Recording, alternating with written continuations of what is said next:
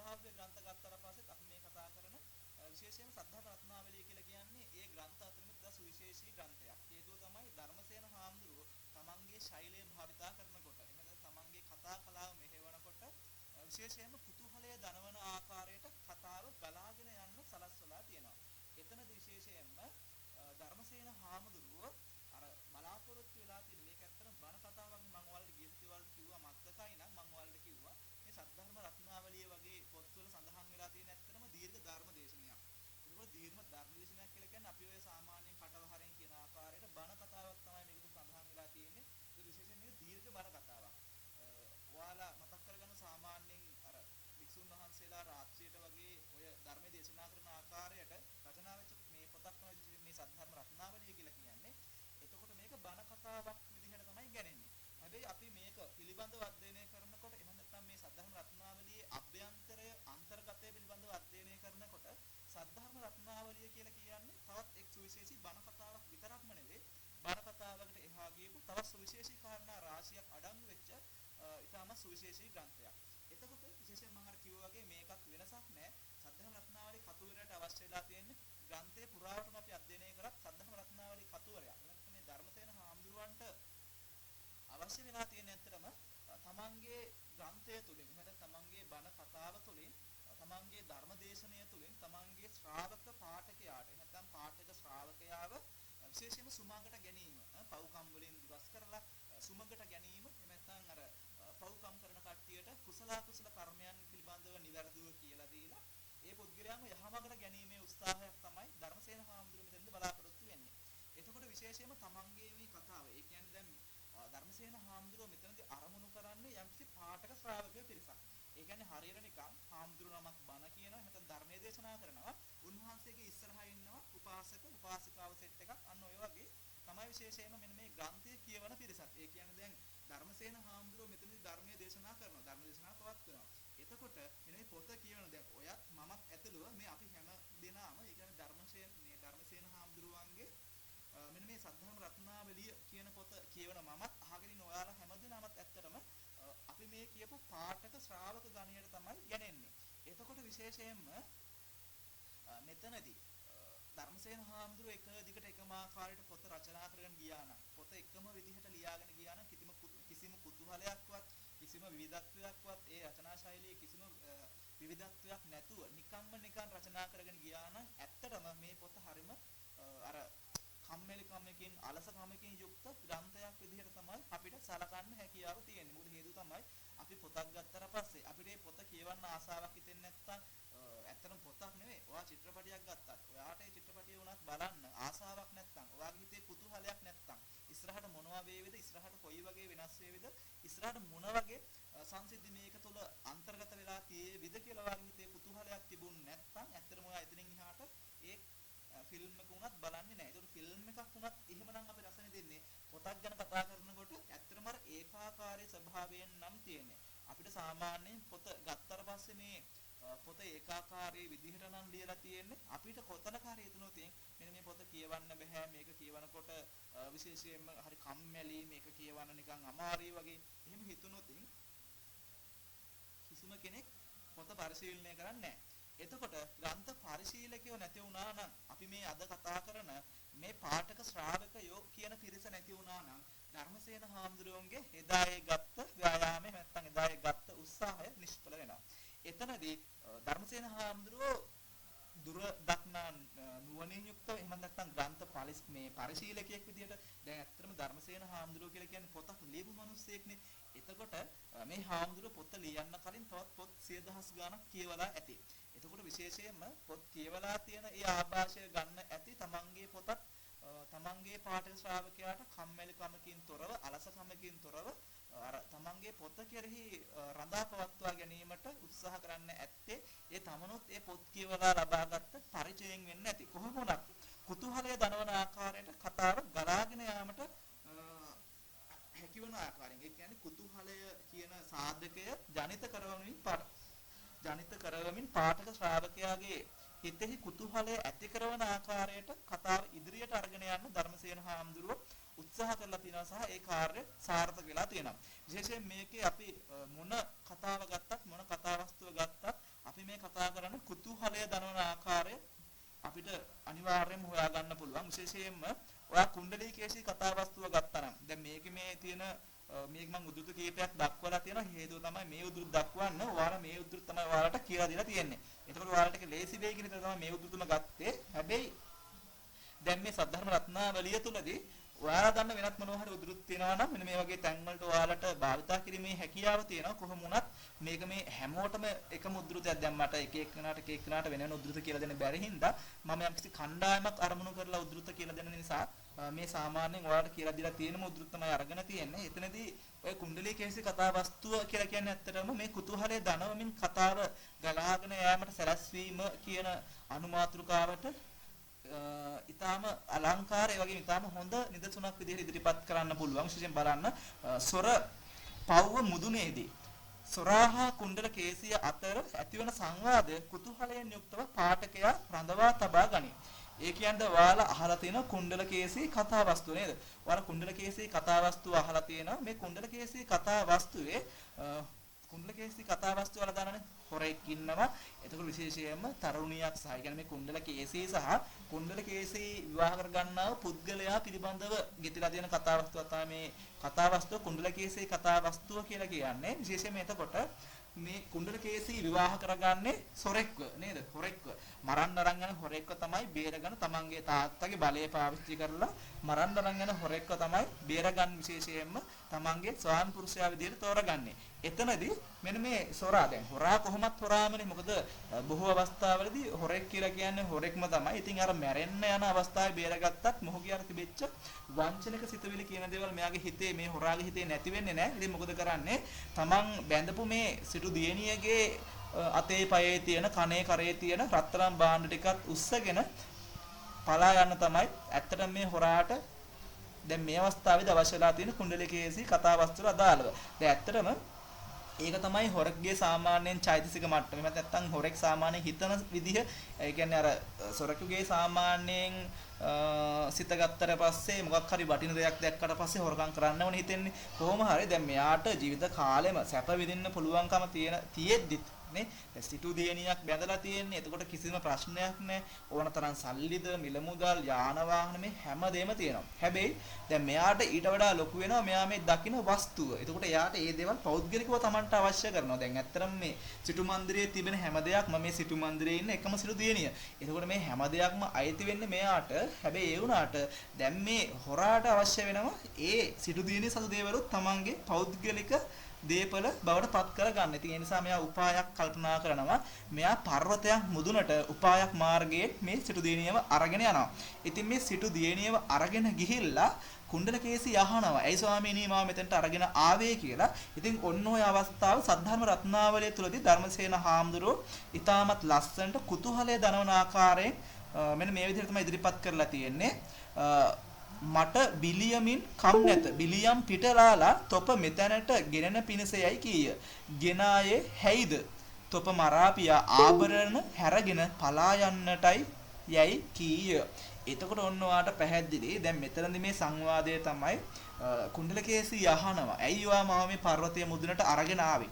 යන්න එහෙම ඇහුවට පස්සේ මේ හොරා දෙන උත්තරය තමයි එහෙම නැත්නම් කුණ්ඩල කේසීගේ ස්වාමි පුරුෂයා දෙන උත්තරය තමයි "මම මෙතනට ඔබව අරගෙන ආවේ. ඔබව මෙතනින් මරලා මෙතනින් පල්ලෙහාට දාලා ඔබේ සතු සියලුම ඔයාගේ දැනට ඔයා සන්තකයේ තියෙන හැම වස්තුවක්ම ලබා ගැනීමේ අරමුණෙන් තමයි මම ඔයා මෙතනට අරගෙන ආවේ" කියලා පැහැදිලිවම හොරා මෙතනදී කියනවා. ඉතින් ඇත්තටම ඔන්න ඔය අවස්ථාව ඉතාමත් කුතුහලය දනවන ආකාරයට තමයි රචනා කරලා තියෙන්නේ. ඉතින් ඒක අර කුතුහලය දනවන ආකාරයට රචනා කරලා තියෙනවාද නැද්ද කියන එක ඔයාට අධ්‍යයනය කරන්න නම් මේ කතාව අනිවාර්යයෙන්ම කියවන්න ඕන. මොකද මේ පොඩි චූටි කොටසක් අරගෙන ඇත්තටම කියන්න බැහැනේ. මොකද මුලයි අගයි දන්නේ නැතුව මැද කොටසක් විතරක් දැනගෙන අපිට අදහසකට එන්න බැහැනේ. ඒ හින්දා ඔයා අනිවාර්යයෙන් මේ දේවල් අධ්‍යයනය කරලා තියෙනවා නම් මම මෙහෙම කියනකොට ඔයාලට මතක් වෙන්නේ නැති මෙන්න මේ අවස්ථාව කියලා. හැබැයි කොහොම වුණත් ඒ කියන්නේ අනපේක්ෂිත අවස්ථාවක්නේ. කුණ්ඩලකේසී දන්නේ නැහැ. කුණ්ඩලකේසී හරිම ආසාවෙන් තමයි එන්නේ. තමාගේ ස්වාමි පුරුෂයා තමාවත් එක්කගෙන බාරයක් ඔප්පු කරන්න යනවා කියලා තමයි බොරු කියලා එක්කන් යන්නේ. ඉතින් අර ස්වාමි භක්තියෙන් තමයි එන්නේ. ආවට පස්සේ ඇහුවට පස්සේ මොකක් හින්දාද මෙතෙන්ට අපි ආවේ කියලා කියනවා. ඔයාව මරලා ඔයා සතු දීපල ගන්න තමයි ඔයා සතු වස්තුව මම ගන්න තමයි ඔයාට විශේෂයෙන්ම එන්න කිව්වේ කියලා කිව්වට පස්සේ දැන් ඔන්න කුණ්ඩලකේසී එතනින් එහාට උපාය මාර්ගයකින් මේ සොරාව පර්වතයෙන් පල්ලෙහාට තල්ලු කරලා දානවා කියලා ඒ කතාවස්තුවේ සඳහන් වෙලා තියෙනවා. ඒ දේවල් ඔයාලා කියවලා තියෙනවා නම් අහලා තියෙනවා නම් ඔයාලට මතක ඇති. කොහොම වුණත් ඔන්න ඔය කොටස අපිට ගන්න පුළුවන් කුතුහලය දනවන අන්දමින් කතාව ගලාගෙන යාමට සැලැස්වීම කියන කොටසට අදාළව. ඒ වගේම තමයි කිසා ගෞතමී වහන්දෑගේ කතාවස්තුවත් ඊටමත් කුතුහලයෙන් යුක්තව රචනා කරලා තියෙනවා. මෙන්න මේ කිසා ගෞතමී කතාවස්තුව අධ්‍යයනය කරන කොටත් කියවන කොටත් විශේෂයෙන්ම පාඨක ශ්‍රාවකයාගේ අර කුතුහලය කියන දේ නිසාම පාඨක ශ්‍රාවකයාට මෙන්න මේ කතාව වස්තුව කියවන්න ආස හිතෙනවා. ඉතින් එතනදී විශේෂයෙන්ම ජන කතාවක් මෙන් කුතුහලය දනවන අයුරින් කිසා ගෞතමී වහන්දෑගේ වස්තුවේ පහත පුවත දක්වයි. ඒ කියන්නේ ජන කතාවක් වගේ කුතුහලය දනවන අයුරින් කිසා ගෞතමීගේ කතා වස්තුව පහත ආකාරයට දක්වනවා කියලා තමයි කියන්නේ. මෙතන මේ පහත ආකාරයට කියලා කියන්නේ නිර්වචනය. එහෙම නැත්නම් මේ උද්ෘතය පිළිබඳව සම්බද ඒ නිසා මුසප්පු නොවව අඟුරු වූයේත් සම්පත්ම වේද උපදේශකින් සම්පත්ව වේ නමුත් එම අඟුරු වේද ඒ අඟුරු සම්පත් වන්නට නිසි උපායක් දනිමි. රත්තරන් රිදී නොවන දේ පවා උපදේශ බලයෙන් රත්තරනුත් කෙරෙති රිදීත් කෙරෙති. එතකොට එයා කියනවා විශේෂයෙන්ම මේ වගේ අර්ථ තේරීමක් නෙවෙයි මෙතනදී කරන්නේ. මෙතනදී මේ කියන්නේ රත්තරන් අඟුරු රත්තරන් කරන්නත් පුළුවන්. අන්න එහෙම කතාවක් මෙතනදී කියන්නේ. 100%ක් මට මෙතනදී මේ වගේ තේරුම කියන්න ඇත්තටම තේරුම කියන අවස්ථාවක් නෙවෙයි. මොකද හේතුව තමයි මෙතනදී අපි මේ උද්දුත ලබා ගන්නේ මේ වගේ අර්ථ තේරීමක් විදිහට නෙවෙයි. විශේෂයෙන්ම අපි මෙතනදී අපිට මෙන්න මේ උද්දුත වලින් යම් කොටස් කටපාඩම් කරගෙන මේ කුතුහලය දනවන ආකාරයට කතාව ගලාගෙන යෑමට සලස්වලා තියෙනවාය කියන්න නිදසුන් තමයි අපි මෙතනදී ඉදිරිපත් කරන්නේ. එතනදී විශේෂයෙන්ම මතක තියාගන්න මෙන්න මේ කිසා ගෞතමී වහන්දෑගේ කතා වස්තුව තුලත් සඳහන් වෙලා තියෙන්නේ පාඨකයාගේ අර ග්‍රන්ථය කියවීමේ ආශාව තව තවත් වර්ධනය කිරීමට කුතුහලය දනවන ආකාරයෙන් කතාව රචනා කරපු අවස්ථාවක් විදිහට තමයි අපිට හඳුනා ගන්න පුළුවන් මේ කිසා ගෞතමී වහන්දෑගේ කතා වස්තුවත්. එතකොට ඒ වගේම තමයි ඔයාලා හැමෝම දන්න ඒ ලෙවල් වලට සද්ධර්ම රත්නාවලිය කරා නම් ඔයාලා හැමෝම දන්න කතාවක් තමයි පටාචාරා වස්තුව කියලා කියන්නේ. දැන් මේ පටාචාරා වස්තුව ගත්තට පස්සේ මේකෙත් දැන් බලන්නකෝ මේකෙත් ඇත්තම කුතුහලයේ දනවන ආකාරයෙන් අර ඒකාකාරී ස්වභාවයට ලියාගෙන යන්නේ නැතුව සාමාන්‍ය කියවන පුද්ගලයාගේ මනසට කාවදින විදිහට අර තියෙන කම්මැලිකම අලසකම නැති කරන ආකාරයට රචනා කරලා තියෙනවා කියන්නේ තවත් හොඳ නිදසුනක් තමයි මේ පටාචාරා වහන්දෑගේ වස්තුව කියලා කියන්නේ. එතනදී දැන් මෙතන තියෙන උද්දුතේ තමයි සවැත් නුවර 40 කෙලක් චීවර වස්තු ඇති සිටාන කෙනෙකුන්ගේ දුවනි කෙනෙකුන් ඇත. ඒ කියන්නේ 40 කෙලක් ධනය තියෙන සිටු කෙනෙක්ට දියණියක් ඉන්නවා. මනහර වූ රූදරතේ. මනහර වූ රූදරතේ කියලා කියන්නේ ඔයාලා දන්නවා. මෙන්න මේ අපි මේ කතා කරන 40 කෙලක් ධනය තියෙන සිටුතුමාගේ දියණිය ඊටමත් ලස්සනයි. ඒ කියන්නේ රූපශ්‍රීයෙන් යුක්තයි. තරුණ වයසේ පසුවන දියණියක්. ඒකෝට මෙන්න මේ තරුණ වයසේ පසුවන මේ දියණිය ඊටමත් අලංකාර ලස්සන මේ තරුණියක්. එතකොට උන් 12 හැවිරිදි වයසේදීම මිත්‍යාචාරයෙන් නවතුණු නිසා සත්මහල් පායේ උඩුමාලේ ශ්‍රීයහන් ගබඩාව කරා රකිති. එතකොට 12 හැවිරිදි වයසේදී කියලා කියන 12 කියලා කියන්නේ ඇත්තටම 16 කියන 12 කියලා කියන්නේ 16ට ඒ කියන්නේ 12 කියලා සඳහන් කරලා තියෙන 16 කියන සංඛ්‍යාව. එතකොට දැන් මෙන්න මේ සිටුවරයා දැන් සිටුවරයාට ගොඩක් සල්ලි තියෙනවා. එතකොට අන්න ඒකින්ද සිටුවරයා සල්ලි තියෙනවා වගේම තමයි සිටුවරයා සාමාන්‍යයෙන් අනාගතය පිළිබඳව යම් තාක් දුරකට හිතන පතන කෙනෙක් නිසා මොකද කරන්නේ තමන්ගේ දියණියට සල්ලිත් තියෙනවා. ඒ වගේම තමයි සල්ලි විතරක් නෙවෙයි ගොඩක් අලංකාර රූප ස්වභාවයකින් යුක්තයි. අන්න ඕකින්ද තමන්ගේ දියණිය වැරදි වැඩකට පෙළඹේවි කියලා හිතලා විශේෂයෙන්ම මෙයා මොකද කරන්නේ තාත්තා තමන්ගේ දුව අරගෙන සත්මහල් පායේ ඒ කියන්නේ මහල් 7කින් යුක්ත සත්මහල් මේ ප්‍රාසාදයේ ඉහළම මාලයේ තමයි ඇත්තටම විශේෂයෙන්ම මෙන්න මේ තමන්ගේ දියණියව අර නිදන කාමරයකට දාලා යහන් ගබඩාව කියලා කියන්නේ නිදන කාමරයනේ. මේ නිදන කාමරයට දාලා තමයි විශේෂයෙන්ම මෙන්න මේ තමන්ගේ දියණියව ආරක්ෂා කරන්නේ. හේතුව තමයි තමන්ගේ දියණිය මොකක් හරි වැරද්දයක් කරන්න උත්සාහ කරා වී කියන කාරණය නිසා. එතකොට කොහොම වුණත් එසේ වුවත් ඌතමෝ තමන්ගේම ගෙයි කොල්ලකු හා බැඳී වෙසෙති. දැන් ඇත්තටම දැන් මේ තාත්තා තමන්ගේ දියණියව ගෙදරින් එළියට යවන්නේ නැහැ. අර නිදන කාමරේ තියාගෙන ඒකත් තමන්ගේ සත්මහල්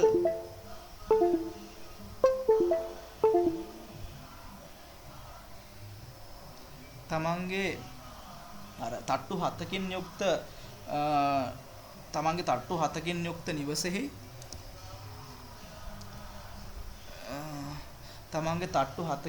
නිවසෙහි විශේෂයෙන්ම 7 වන තට්ටුවේ උඩම මාලේ තියෙන නිදන කාමරයේ ඇතුළත තමයි තමන්ගේ දියණියව ස්ථානගත කරලා තියෙන්නේ, රඳා පවත්වලා තියෙන්නේ. හැබැයි කොහොම වුණත් දැන් මෙතනින් මේ දියණියව නවත්තන්න පුළුවන් හැකියාවකුත් නෙවෙයි. ඇත්තටම දැන් තාත්තගේ අවශ්‍යතාවයම තමයි තමන්ගේ දියණිය කාත් එක්කවත් අර අපි දැන් සාමාන්‍යයෙන් කතා කරන භාෂාවෙන් කතා කරනවා නම් තමන්ගේ දියණියට කිසිම කෙනෙක් සමග සම්බන්ධතාවයක්. ඒ කියන්නේ තරුණයෙක් එක්ක එහෙම නැත්නම් පිරිමියෙක් කියලා අපි ගමුකෝ, තරුණයෙක් සමග කිසිම සම්බන්ධතාවයක් පවත්වන්න ඉඩ දෙන්නේ නැතිව තමයි මෙහෙම ආරක්ෂා කරන්න උත්සාහ කරන්නේ.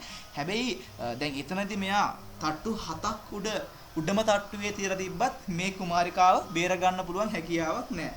හේතුව තමයි දැන් තට්ටු 7කින් යුක්ත මේ ගෙදරක උඩම 7 වෙනි තට්ටුවේ ඒ කියන්නේ 7 වෙනි තට්ටුවේ තියෙන නිදන කාමරයටම වෙලා හිටියත් මේ ගෙදර වැඩ කරන වැඩකාරයෙක් එක්ක මෙන්න මේ දියණිය යාළු වෙනවා. එහෙම නැත්නම් ප්‍රේම සම්බන්ධතාවයක් පවත්වා ගන්නවා. ඒක තමයි එසේ වුවත් ඌතුමෝ තමන්ගේම ගෙයි කොල්ලකු හා බැඳී වෙසෙති. ඒ කියන්නේ තමන්ගේ ගෙදර වැඩ කරන සේවකයෙකුත් එක්ක ප්‍රේමයෙන් වෙලෙනවා, ආදරයෙන් බැඳෙනවා.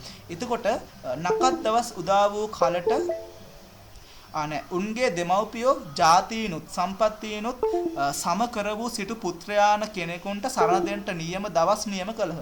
එතකොට දැන් ඇත්තටම මේ සම්බන්ධයෙන් ඒ කියන්නේ දැන් මෙයාගේ තියෙන මේ ප්‍රේම සම්බන්ධය පිළිබඳව සිටුවරයා දන්නේ නැහැ විශේෂයෙන්ම. සිටුවරයා දන්නේ නැති හින්දා සිටුවරයා මොකද කරන්නේ? ඇත්තටම දැන් යාට ඒ කියන්නේ දැන් සිටුවරයා කියලා කියන්නේ 40 කෙලක් ධනය තියෙන පුද්ගලයෙක්නේ. එතකොට මේ 40 කෙලක් ධනය තියෙන පුද්ගලයා සිටුවරයා මොකද කරන්නේ? Tamanට ගැළපෙන ආකාරයේ විවාහ යෝජනාවක් අරගෙන එනවා. එහෙම විවාහ යෝජනාවක් අරගෙන ඇවිල්ලා දියණියන්ටත් දක්වනවා, නැකත් බලනවා මෙන්න මේ අහවල් දවසේ තමයි විවාහය පවත්වන්නේ කියලා. ඉතින් එතනදී මොකද කරන්නේ? නකත් දවස් උදා වූ කලට සිටු දුවණියෝ බැඳී වසන කොල්ලාට කියන්නෝ මා අසවල් දවස් අසවල් සිටු පුත්‍රයාණන්ට සරණ දෙති. මා උන් කරා සරණ ගිය කල පඳුරක් හැරගෙන ගිය නමුත් ඔබිනුත් වෙනම රක්වල් හේන් දක්නා පමනකටවත් නොලබව. ඉතින් මොකද කියන්නේ? ඊට පස්සේ විශේෂයෙන්ම දැන් මේ කතාව මේ සිටු දියණියට ආරංචි වුණාට පස්සේ සිටු දියණිය තමන් ආදරය කරන තමන්ගේ ගෙදර අර මේ සේවකයෙක් වෙන තමන්ගේ ප්‍රේමවන්තයාට කතා කරලා කියනවා මාව අහවල් දිනයේ අහවල් දවසේ අහවල් සිටු පුත්‍රයාට මෙන්න මේ කියන සිටුවරයාගේ පුතාට මාව විවාහ කරලා දෙනවා. ඉතින් මාව විවාහ කරලා දුන්නාට පස්සේ මම ඔයත් එක්ක මෙන්න මේ විදිහට බැඳලා හිටියා නෙමෙයි, කොහොම වුණත් මාව කවදාකවත් මෙතනින් පස්සේ වටායේ දකින්නවත් වෙන්නේ නැහැ. අන්න එහෙම කියනවා. ඊට පස්සේ ඉදින් මා කෙරෙහි ප්‍රේමයක් ඇත්නම් ඔබ නොයනතෙක් දැන්ම මා කැඳවාගෙන කැමැති තැනකට යවයි කිව්වය. ඉතින් එහෙම කියලා පටාචාරාව කියලා කියන්නේ මෙන්න මේ සිටු දියණිය කියනවා. ඉතින් ඔයාට මං ගැන පොඩිම හරි ආදරයක් තියෙනවා නම් මාව අවශ්‍යයි කියලා ඔයාට අනිවාර්යෙන් මාව අවශ්‍යයි කියලා හිතෙනවා නම් ඔයා මාව අරගෙන කැමැති තැනකට දැන්ම යන්න. දැන්ම ගියේ නැත්තම් ආය මාව මටයි ඔයාටයි එකතු වෙන්න හැකියාවක් නැහැ. ඔයාට අරමුතරේ මාව බලන්නවත් පුළුවන් කමක් ලැබෙන්නේ නැහැ කියලා කියනවා. එතකොට උයිත් යහපතයි ගිවිස එසේ වීනම් මම සෙට දවස් නුවර වාසල කෙරේ අසවල් තැන සිටිමි. නුඹත් එක් උපදේශකින් කාටත් නොහැගෙන ලෙස එතැනට අවමැනයි කියාලා දෙවන දවස් කියාලෝ තැනම සිටියහ. ඊට පස්සේ දැන් මොකද කරන්නේ? මේ ගෙදර ඉන්න වැඩකාරයා කියන ඒ කියන්නේ මේ දියණියගේ ප්‍රේමවන්තයා කියනවා හරි. එහෙනම් මම හෙට දවල් වෙනකොට මෙන්න මේ සිටු මාලිගාවේ මෙන්න මේ දොරටුව සමීපයේ ඉන්නවා. ඔයත් කාටවත් තේරෙන්නේ නැති විදිහට වෙස් වලාගෙන හරි කොහොම හරි කමන්නේ. ඔයත් කාටවත් නොතේරෙන විදිහට එතෙන්ට එන්න. එතෙන්ට ආවට පස්සේ අපි දෙන්න යමු කියලා කියනවා. දැන් මෙයාලා ප්ලෑන් එකක් ගහනවා ගෙදරින් පැනලා යන්න. හරි ඊට පස්සේ සිටු දියණියෝද දෙවන දවස් කිලිටු අදහස්සේම කිලිටු කඩරෙද්දක් කොයින්දෝ සොයා ඇඳගෙන මිඩියන්ගේ ලෙසට ලිහිල් කොට හිසකේ බැඳගෙන රූ දෙවරු වී පැහැරියාසේ ඇඟ මුළුල්ලෙහි දූලි ගාගෙන කලයක් හැරගෙන පැනට යන කෙල්ලෙක් මෙන් කෙල්ලන් හා එක්ව ගෙන් පිටත්ව දැන් ඇත්තටම බලන්න පටාචාරා වහන්දෑගේ වස්තුව කියනකොටම ධර්මසේන හාමුදුරුවෝ කියනවනේ සම්පත් තිබුණත් වැඩක් නැහැ. ඒ සම්පත් ඒ කියන්නේ උපතින් කොච්චර සම්පත් තිබුණත් වැඩක් නැහැ. ඒ සම්පත් භුක්ති විඳින්න ඒ අවශ්‍ය වාසනාව තියෙන්නම ඕන. ඇත්තටම දැන් මේ පටාචාරාව කියලා කියන්නේ මෙහෙම දවාලා පටාචාරාගේ කතාව දන්නවනේ. කොච්චර දුක් විඳින කාන්තාවක්ද. ඒ කියන්නේ කිසිම කෙනෙක් නැතුව අන්තිමේට කිසිම හවුහරණක් නැතුව නිකම් පිස්සියක් තත්ත්වයට වැටෙන මේ කාන්තාවක් තමයි පටාචාරාව කියලා කියන්නේ. එතකොට මෙයාට වයස අවුරුදු 16 වෙනකොට මෙයාට ඇත්තටම දැන් මෙයා ගෙදර එකම කෙල්ල ගත්තට පස්සේ එකම කෙල්ල. එතකොට මෙයාගේ තාත්තට 40 කෙනෙක් ධනෙ තියෙනවා. 40 කෙලක්. ලේසි නෑ 40 කෙනෙක් ධනෙ තියෙනවා. ඊට පස්සේ මොකද කරන්නේ? තමන්ගේ දෙමව්පියෝ තමන්ගේ දියණිය ගැන හිතලා තමන්ගේ දියණියගේ අනාගතය පිළිබඳව හිතලා ගැළපෙන විදිහේ විවාහ යෝජනාවක් ගේනවා. ඒ කියන්නේ 40 කෙලක් ධනෙ තියෙන තවත් සිටු ගෙදරකින් ඒ සිටු ගෙදරේ ඉන්න තරුණ ඒ කියන්නේ සිටු පුත්‍රයෙකුගේ යෝජනාවක් තමයි ගේන්නේ. හැබැයි මේ වෙනකොටත් අර තරුණ වුණාට පස්සේ ඒ කියන්නේ අර කාල සීමාවක් තියෙනවනේ සාමාන්‍යයෙන් ඔන්න ඔය කාල සීමාවේදී දැන් මෙයාට අවුරුදු 16යි. ඉතින් මේ අවුරුදු 16 දී මෙයාට ලොකුවට මිනිස්සු මුණ ගැහෙන්නේ නැහැ. ඒ කියන්නේ තරුණයෝ ලොකුවට මුණ ගැහෙන්නේ හේතුව තමයි මෙන්න මේ පටාචාරාවගේ තාත්තව පටාචාරාව සත්මහල් ප්‍රාසාදයේ උඩම් ප්‍රාසාදයේ තියලා තමයි ආරක්ෂා කරන්නේ. ඉතින් එයා දකින්න කෙනෙක් තමයි මේ ගෙදර වැඩ කරන මේ සේවකයා. එතකොට මේ සේවකයාත් එක්ක තමයි යාළුවා ඉන්නේ. එතකොට විශේෂයෙන්ම තමන්ගේ තාත්තා අච්චර හොඳ පවුලකින් මෙයාට යෝජනාවක් ගෙනාවට පස්සේ මොකද මෙයා කරන්නේ? ඉතින් ආදරේ නාමයෙන් මේ හැම දෙයක්ම අතෑරලා දාලා මේ හැම දෙයක්ම අතෑරලා දාලා විශේෂයෙන්ම අර හොරත් එක්ක එහෙමත් නැත්නම් අර හොරා නෙමෙයි සෝරි කවුද මේ තප්පරයක් ඉන්න හරි හොරා නෙමෙයි සෝරි මේ ගෙදර වැඩ කරන සේවකයාත් එක්ක විශේෂයෙන්ම මේ පටාචාරාව පැනලා යනවා. එහෙම නැත්නම් යනවා. එතනදිත් මේ පැහැදිලිවම ධර්මසේන හාමුදුරුවෝ කියනවා මේ සිටු දියණිය යන අවස්ථාව ගොඩක් කුතුහලය දනවන ආකාරයට වගේම තමයි අර දුක්ඛිත ස්වභාවයකට මුල පුරන ආකාරයකට ලස්සනට වර්ණනා කරලා තියෙනවා. දැන් බලන්න මෙතන මේ සිටු දියණියෝද දෙවන දවස් කිලිටු අදහස්සේම කිලිටු කඩරෙද්දක් කොයින්දෝ සොයා ඇඳගෙන. දැන් බලන්න සිටු දියණියෝද ඒ කියන්නේ සිටු දියණිය අර කියපු දවසේ දෙවැනි දවසේ කියපු දවසේ කිලිටු අදහස්. ඒ කියන්නේ ඇත්තටම මේ අදහස කිලිටු අදහසක්. ඒ නැත්නම් පවිත්‍රව සුද්ධ අදහසක් නෙවෙයි කිලිටු අදහසක් නේද? කිලිටු අදහසක්. එතකොට මෙන්න මේ කිලිටු අදහසක් වගේම ඒ කියන්නේ තමන්ගේ හිතේ තියෙන අදහස මේ අවස්ථාවේදී අර පිරිසුදු සුපිරිසුදු අදහසක් නෙවෙයි ඇත්තම කිලිටු අදහසක් තියෙන්නේ. ඉතින් අන්නේ අදහසටම ගැළපෙන ආකාරයේ කිලිටු වෙච්ච කඩරෙද්ද කොහෙන්දෝ හොයාගෙන ඇඳගෙන. ඒ කියන්නේ ඇත්තටම මේ සිටු දියණියක්නේ. මෙයාට අර මේ කිලිටු වෙච්ච කඩරෙදි කැලේ මෙයාට නැහැ. හැබැයි මෙතනදී ඒ කියන්නේ දැන් මේ පටාචාරාවගේ අර ධනය පිළිබඳව කතා කරන්නේ වස්තුව පිළිබඳව. කිලිටු කඩරෙද්දක් කොයින්දෝ සොයා ඇඳගෙන. ධර්මසේන හාමුදුරුවෝ කියන්නේ කොයින්දෝ. ඒ කියන්නේ කොහෙන් හරි හොයාගෙන ඇඳගෙන. මොකද හේතුව තමයි පටාචාරාවට මේ වගේ කිලිටු ඇඳුම් නැහැ. නේ කිලිටු ඇඳුම් නැහැ. සේල තමයි තියෙන්නේ. හරි කොහොම වුණත් කමන්නේ. සොයා ඇඳගෙන මිඩියන්ගේ ලෙසට ලිහිල් කොට හිසකේ බැඳගෙන. එතකොට අර මේ එදිනදා සාමාන්‍යයෙන් ගෘහ සේවයේ යෙදෙන පොඩි පොඩි තරුණ කාන්තාවන් වගේ ඊටමත් ලිහිල් ආකාරයට තමන්ගේ හිසකෙස් එකට අරගෙන බැඳලා රෑ එළි වෙනකන් වී කෙටුවා වගේ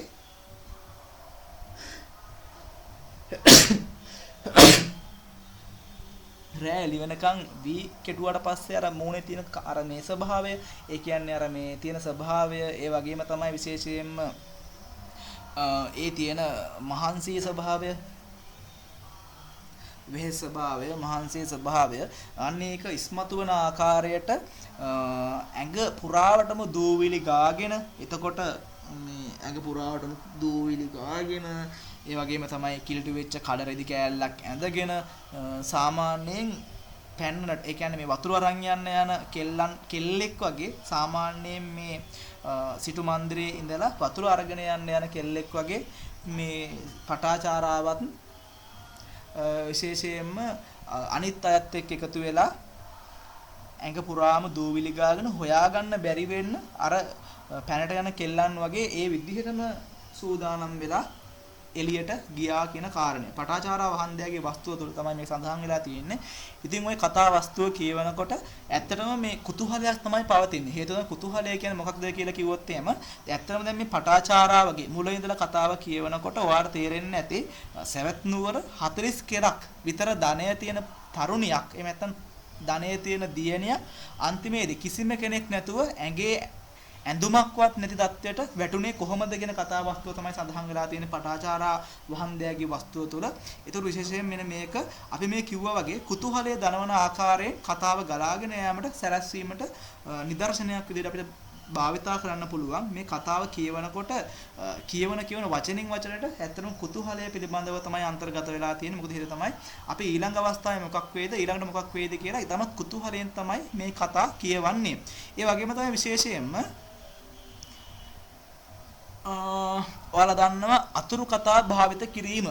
ඒ කියන්නේ දැන් මේ සද්ධර්ම රත්නාවලියේ කතා කලාව දෙවෙනි අනුමාත්‍රිකාව විදිහට අපි තෝරගෙන තියෙන්නේ අතුරු කතා භාවිත කිරීම. ඒ කියන්නේ සාමාන්‍යයෙන් ධර්මසේන හිමියන් ස්වකීය ග්‍රන්ථය මාර්ගයේ ධර්ම sannivedanaya යෙදීමේදී තම කටයුත්ත තව තවත් සාර්ථක කර ගැනීම සඳහා එමෙන්ම පාඨකයාගේ අවධානය තව තවත් ලබා ගැනීම සඳහා තමා පවසන කතාව ඇතුළත තව තවත් අතුරු කතා ඉදිරිපත් කිරීමට සිදුකොට ඇති බව සද්ධර්ම රත්නාවලිය අධ්‍යයනය කිරීමේදී මනාව පසක් වේ. ඒ කියන්නේ සද්ධර්ම රත්නාවලියේ කතාකරුවා එහෙම නැත්නම් මේ ධර්මසේන හාමුදුරුවෝ විශේෂයෙන්ම තමන්ගේ ග්‍රන්ථය ලියාගෙන යනකොට ප්‍රධාන කතාව ඇතුලේ තවත් අතුරු කතා විශාල ප්‍රමාණයක් ඉදිරිපත් කරලා තියෙනවා. හේතුව තමයි එහෙම ඉදිරිපත් කිරීමේදී උන්වහන්සේ බලාපොරොත්තු වෙන්නේ අර ඇත්තටම ඒකාකාරී ස්වභාවයෙන් මිදීම තමයි. ඒ කියන්නේ ගොඩක් අවස්ථාවලදී සද්ධර්ම රත්නාවලියේ කතුවරයා තමන්ගේ ශ්‍රාවක පාඨකයව තමන්ගේ පොත කෙරෙහි ඇද බැද තබා ගන්න තමයි උත්සාහ කරන්නේ. මොකද හේතුව තමයි එහෙම වුණොත් තමයි උන්වහන්සේගේ මේ අභිප්‍රාය සාර්ථක වෙන්නේ. ඒ කියන්නේ ධර්මයේ sannivedanaya දැන් මේ කතාවෙන් බලාපොරොත්තු වෙන්නේ. එතකොට එහෙම ධර්ම sannivedanaya නිවැරදි ආකාරයෙන් සාර්ථකව වෙන්න නම් ශ්‍රාවකයා පටන් ගත්ත වෙලාවේ ඉඳලා අවසානයේ දක්වාම අනිවාර්යයෙන්ම කතාව නිවැරදිව අහගෙන ඉන්න ඕන, කතාව ලස්සනට අහගෙන ඉන්න ඕන. එතකොට තේරුම් ගන්න ඕන. ඉතින් ඔන්න ඔය හේතු කාරණා හින්දා විශේෂයෙන්ම සද්ධර්ම රත්නාවලියේ කතුවරයා තවත් එක උපාය මාර්ගයක් විදිහට අතුරු කතා භාවිත කිරීම භාවිතා කරනවා. එතකොට දැන් මම මතක තියාගන්න ඕන විශේෂයෙන් මේ අතුරු කතා භාවිත කරනකොට අර කතුවරයාගේ තියෙන දක්ෂතාවයත් එක්ක ප්‍රතිභාපූර්ණත්වයත් එක්ක මෙන්න මේ භාවිත කිරීම ඇත්තම හැම එකක්ම තීරණය වෙන්නේ. මොකද හේතුව තමයි නොගැලපෙන ආකාරයට ගැලපෙන්නේ නැති තැන් වලට අතුරු කතා ඉදිරිපත් කරන්න ගියොත් එක් කරන්න ගියොත් විශේෂයෙන්ම මොකද වෙන්නේ? තමන්ගේ කෘතිය හානියට ලක් වෙන්න පුළුවන්. එහෙම නැත්නම් හාස්‍යයට ලක් වෙන්න පුළුවන්. කියවන කෙනාගේ අර කම්මැලිකමට හේතු සාධක වෙන්න පුළුවන්. එතකොට ඔයා දන්නා මහෞෂධ පඬිත අවස්ථාවේ ධර්ම යුද්ධයට ආ කේවට්ටයන් මැණික් තලා පාමුලට නැඹුරු කරවා. එතකොට දැන් ඔය මේ තියෙන්නේ තුලතිස්ස තෙරුන්ගේ කතා වස්තුවේ තියෙන අතුරු කතාවක උද්ෘතයක්. එතකොට දැන් මෙතන මේ තුලතිස්ස හාමුදුරුවන් වහන්සේගේ කතාව කියාගෙන යනකොට අතුරු කතාව විදිහට ධර්මසේන හාමුදුරුව මහෞෂධ පඬිත තුමාගේ කතා මෙතනදී ඉදිරිපත් කරනවා. එතනදී පැහැදිලිවම මෙන්න මේ ඔය කියුක් මම උද්දෘතය. ඒ කියන්නේ මහෞෂධ පඬිත අවස්ථාවේ ධර්ම යුද්ධයට කේවට්ටයන් මැණිකක් පැලා පාමුලට නැඹුරු කරවා කියන මෙන්න මේ උද්දෘතය සඳහන් වෙලා තියෙන්නේ ඔය තුල්ලතිස්ස තෙරුන් වහන්සේගේ කතාව තුල. එතකොට එහෙම කතාව තුල මේ කතාව ඉදිරිපත් වෙන්නේ. දැන් තුල්ලතිස්ස කතාව තුල කොහොමද මහෞෂධ පඬිතයෝ පිළිබඳව සඳහන් වෙලා තියෙන්නේ කියලා ගැටලුවක් එන්න පුළුවන්. අන්න ඕකට තමයි කියන්නේ විශේෂයෙන්ම අතුරු කතා භාවිත කිරීම කියලා. ඒ කියන්නේ පැහැදිලිවම මෙතන මේන් කතාව. නැත්නම් ප්‍රධාන කතාව තමයි තුල්ලතිස්ස හාමුදුරුවන්ගේ කතාව. හැබැයි තුල්ලතිස්ස හාමුදුරුවන්ගේ කතාව ධර්මසේන හාමුදුරුවෝ කියාගෙන යනකොට ඒක තවදුරටත් අර පාඨකයාව තවදුරටත් තමන්ගේ කතාවට නැඹුරු කරව ගන්න, අවධානය ලබා ගන්න මොකද කරන්නේ? ධර්මසේන හාමුදුරුවෝ තවත් එක අතුරු කතා භාවිතා කරනවා. ඒ කියන්නේ දැන් මම මේ කියන කතාව ඔයාට පැහැදිලි නැත්නම් ඔයා නිකමට හිතලා බලන්නකෝ. ඔයා සාමාන්‍යයෙන් ඕන ධර්මදේශනයක් අහනවා. එතකොට ධර්මදේශනය ඇත්තටම අපි හිතමුකෝ මෙහෙම. දැන් ඔය නහී වේරේන වේරාණී කියලා ওই ධම්මපදයේ ගාථාවත් එක්ක මාතෘකාව තමයි විශේෂයෙන්ම වෛරයෙන් වෛරේ නොසන්සිදේ කියලා ඔන්න මාතෘකාව ගන්නවා.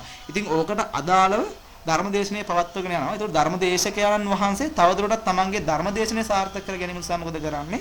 එතෙන්ද උන්වහන්සේ ඔය කාලී අකින්නගේ එහෙම කතාවස්තු අරගෙන ඒක තවදුරටත් සාර්ථකව කරගෙන යනවා. අහන් ඉන්න අයගේ කුතුහලය වැඩි කරන ආකාරයට, අහන් ඉන්න අයගේ උනන්දු ඇති කරන ආකාරයට ඒක තවදුරටත් තමන් කෙරෙහිම බැඳ පවත්වා ගන්න උත්සාහ කරනවා. ඉතින් ඔය ආකාරයට තමයි තුලතිස්ස තෙරුන්ගේ කතාවස්තුව කියන කොටත් පැහැදිලිවම ධර්මසේන හාමුදුරුවෝ මහෞෂධ පඬිතුය පිළිබඳව සඳහන් කරලා අතුරු කතා ඉදිරිපත් කරන්නේ. මම හිතනවා මම කියන කතාව පැහැදිලි වෙන්න ඇති කියලා. කොහොම වුණත් ධර්මසේන හාමුදුරුවෝ තමන්ගේ කතා කලාව, ඒ කියන්නේ ධර්මසේන හාමුදුරුවන්ගේ කතා කලාවේ සුවිශේෂී ලක්ෂණ පිළිබඳව කතා කරනකොට තවත් එක සුවිශේෂී ලක්ෂණයක් විදිහට අපි ඔය කියපු අතුරු කතා භාවිත කිරීම පෙන්වා දෙන්න පුළුවන්. ඒ වගේම තමයි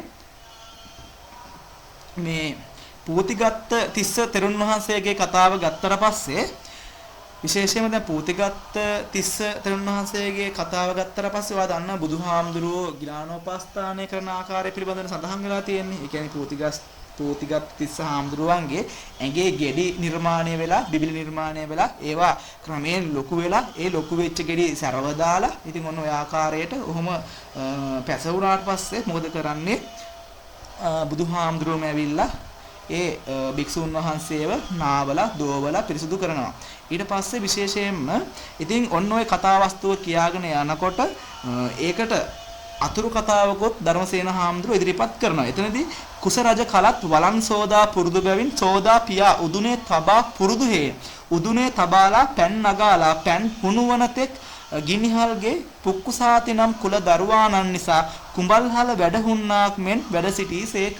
ඉතින් එතනදී අර බුදුහාමුදුරුවන්ට එහෙම කිසිම අප්‍රසාදයකින් තොරව, එහෙම කිසිම අපහසුතාවයකින් තොරව ඒ වගේ වැඩ ගිලානෝපස්ථානය ඒකට එහා සම්බන්ධ වැඩ කරන්න තමන්ට ඒ ලැබිච්ච පරිචය පිළිබඳව කතා කරනකොට කුස ජාතක ඉදිරිපත් කරනවා වගේ තමයි ධර්මසේන හාමුදුරුවෝ පූතිගත්ත තිස්ස තෙරුන් වහන්සේගේ කතාව කියාගෙන යනකොට ඒකට අතුරු කතාවක් විදිහට කුස ජාතකයක් මෙතන චුට්ටක් ගාවනවා. ඉතින් එතනදී කුස ජාතකයේත් අපේ බුදුහාමුදුරුවෝ මෙහෙමයි. එතකොට බුදුහාමුදුරුවෝ ඒ කියන්නේ බුදු වෙන්න කලින් පෙරම් පුරන කාලේ කුස වෙලා ඉපදිච්ච කාලෙත් මෙන්න මේ ආකාරයට කොච්චර සම්පත් ලැබිලා තිබුණත් රජ කෙනෙක් වෙලා හිටියත් මෙන්න මෙහෙම ගිහිලා වළං හේදුවා, මෙහෙම ගිහිල්ලා ඉව්වා, මෙන්න මේ විදිහට ගිනිහල් ගෙයි වැඩ කරා. ඔන්න ඔය ආකාරයේ පැහැදිලි කිරීම කරන අතුරු කතාවක් විදිහට පූතිගස්ත තිස්ස හාමුදුරුවන්ට උදව් උපකාර කරන්න හේතු උනේ ඔන්න ඔය හේතු කාරණාවල පරිචය විදිහටය කියලා ධර්මසේන හාමුදුරුවෝ කියන්න උත්සාහ කරනවා. ඉතින් ඇත්තට මේ වගේ අභ්‍යන්තරේ නෙවෙයි ඒවා බලන්න ඕන. දැන් මම මේ කියන කතාව සමහර විට මම මේ කියන කතාව යාට නොතේරෙනවා වෙන්න පුළුවන්. හේතුව තමයි මේ විශාල කතාවනේ. ඒ කියන්නේ ඇත්තටම මේවා සාමාන්‍යයෙන් මම දැන් මේ වචනෙන් දෙකෙන් කිව්වට මේවා සාමාන්‍ය වල දන්නවනේ මේ ජාතක කතා සහ චරිත කතා තියෙන්නේ. පූතිගත්ත තිස්ස තෙරුන් වහන්සේගේ කතාව කියලා කියන්නේ චරිත කතාවක්. හැබැයි මෙතන මේ තියෙන කුස රජකල වලන් සෝදා කියලා මේ සඳහන් කරලා තියෙන්නේ කුස ජාතකය පිළිබඳව. ඒතර ඇත්තට මේ දේවල් මේ වචනයෙන් දෙකෙන් කියන්න පුළුවන් චූටි කතා නෙවෙයි. ඉතින් ඔයා ඒ හින්දා හොඳට ඔළුවේ තියාගන්න ඕන මම මෙතනදී මේ කතා කියන එක නෙවෙයි කියන්නේ. විශේෂයෙන්ම මම මේ සද්ධර්ම රත්නාවලී කතා කලාව පිළිබඳව තමයි කතා කරන්නේ. එතනදී ඊට අවශ්‍ය ඊට ගැළපෙන නිදර්ශන විතරයි මෙතනදී ගන්නෙ. එතකොට ඔයා ඔළුවේ තියාගන්න ඕන මෙන්න මේ කොටස දීලා තියෙන්නේ. මෙන්න මේ අනුමාත්‍රකාවට අදාළව නිදර්ශනයක් විදිහට කියලා ඔයාගේ ඔළුවේ තියෙන්න ඕන. එහෙමත් නැත්නම් මේ කතා ඇත්තටම වැදගත් නෑ. මම මේ කතා කියාගෙන යන්නේ පොඩ්ඩක් හරි වට පැහැදිලි වෙන්න ඕන නිසා තියෙන චුට්ට හරි කියාගෙන යන්නේ. එහෙම නැතුව ඇත්තටම මෙතනදී මේ කතා වගේ දේවල් අවශ්‍ය වෙන්නේ නැහැ. මොකද හේතුව තමයි අපිට මේ කතා පිළිබඳව කතා කරනවා නම් එක කතාවක් දවසයි කතා කරන්න වෙන්නේ. එහෙම වුණොත් අවුරුදු 5ක්වත් යනවා මේ පේපරයට අපි උත්තර ලියන්න සූදානම් වෙන්න. ඉතින් අන්න ඒකින්ද ඔයා මතක තියාගන්න ඕන විශේෂයෙන්ම මේ සඳහන් කරලා තියෙන උද්ෘත ටික. ඔයා බලා ගන්න ඕනේ මේ උද්දෘතත් දැන් මේක නම් ගොඩාක් තියෙනවා. ඒක අනුමාත්‍රිකාවට අදාළව උද්දෘත 5ක් 6ක් 7ක් එහෙමත් තියෙන අවස්ථා තියෙනවානේ. ඉතින් ඔයාට පාඩම් කරගන්න ලේසි වෙන විදිහට උද්දෘත 4ක් 5ක් කටපාඩම් කරගත්තම ඇත්තටම මේ ඒක ප්‍රමාණවත් වෙනවා. ඉතින් එහෙම මතක තියාගන්න. එතකොට මේ හරි.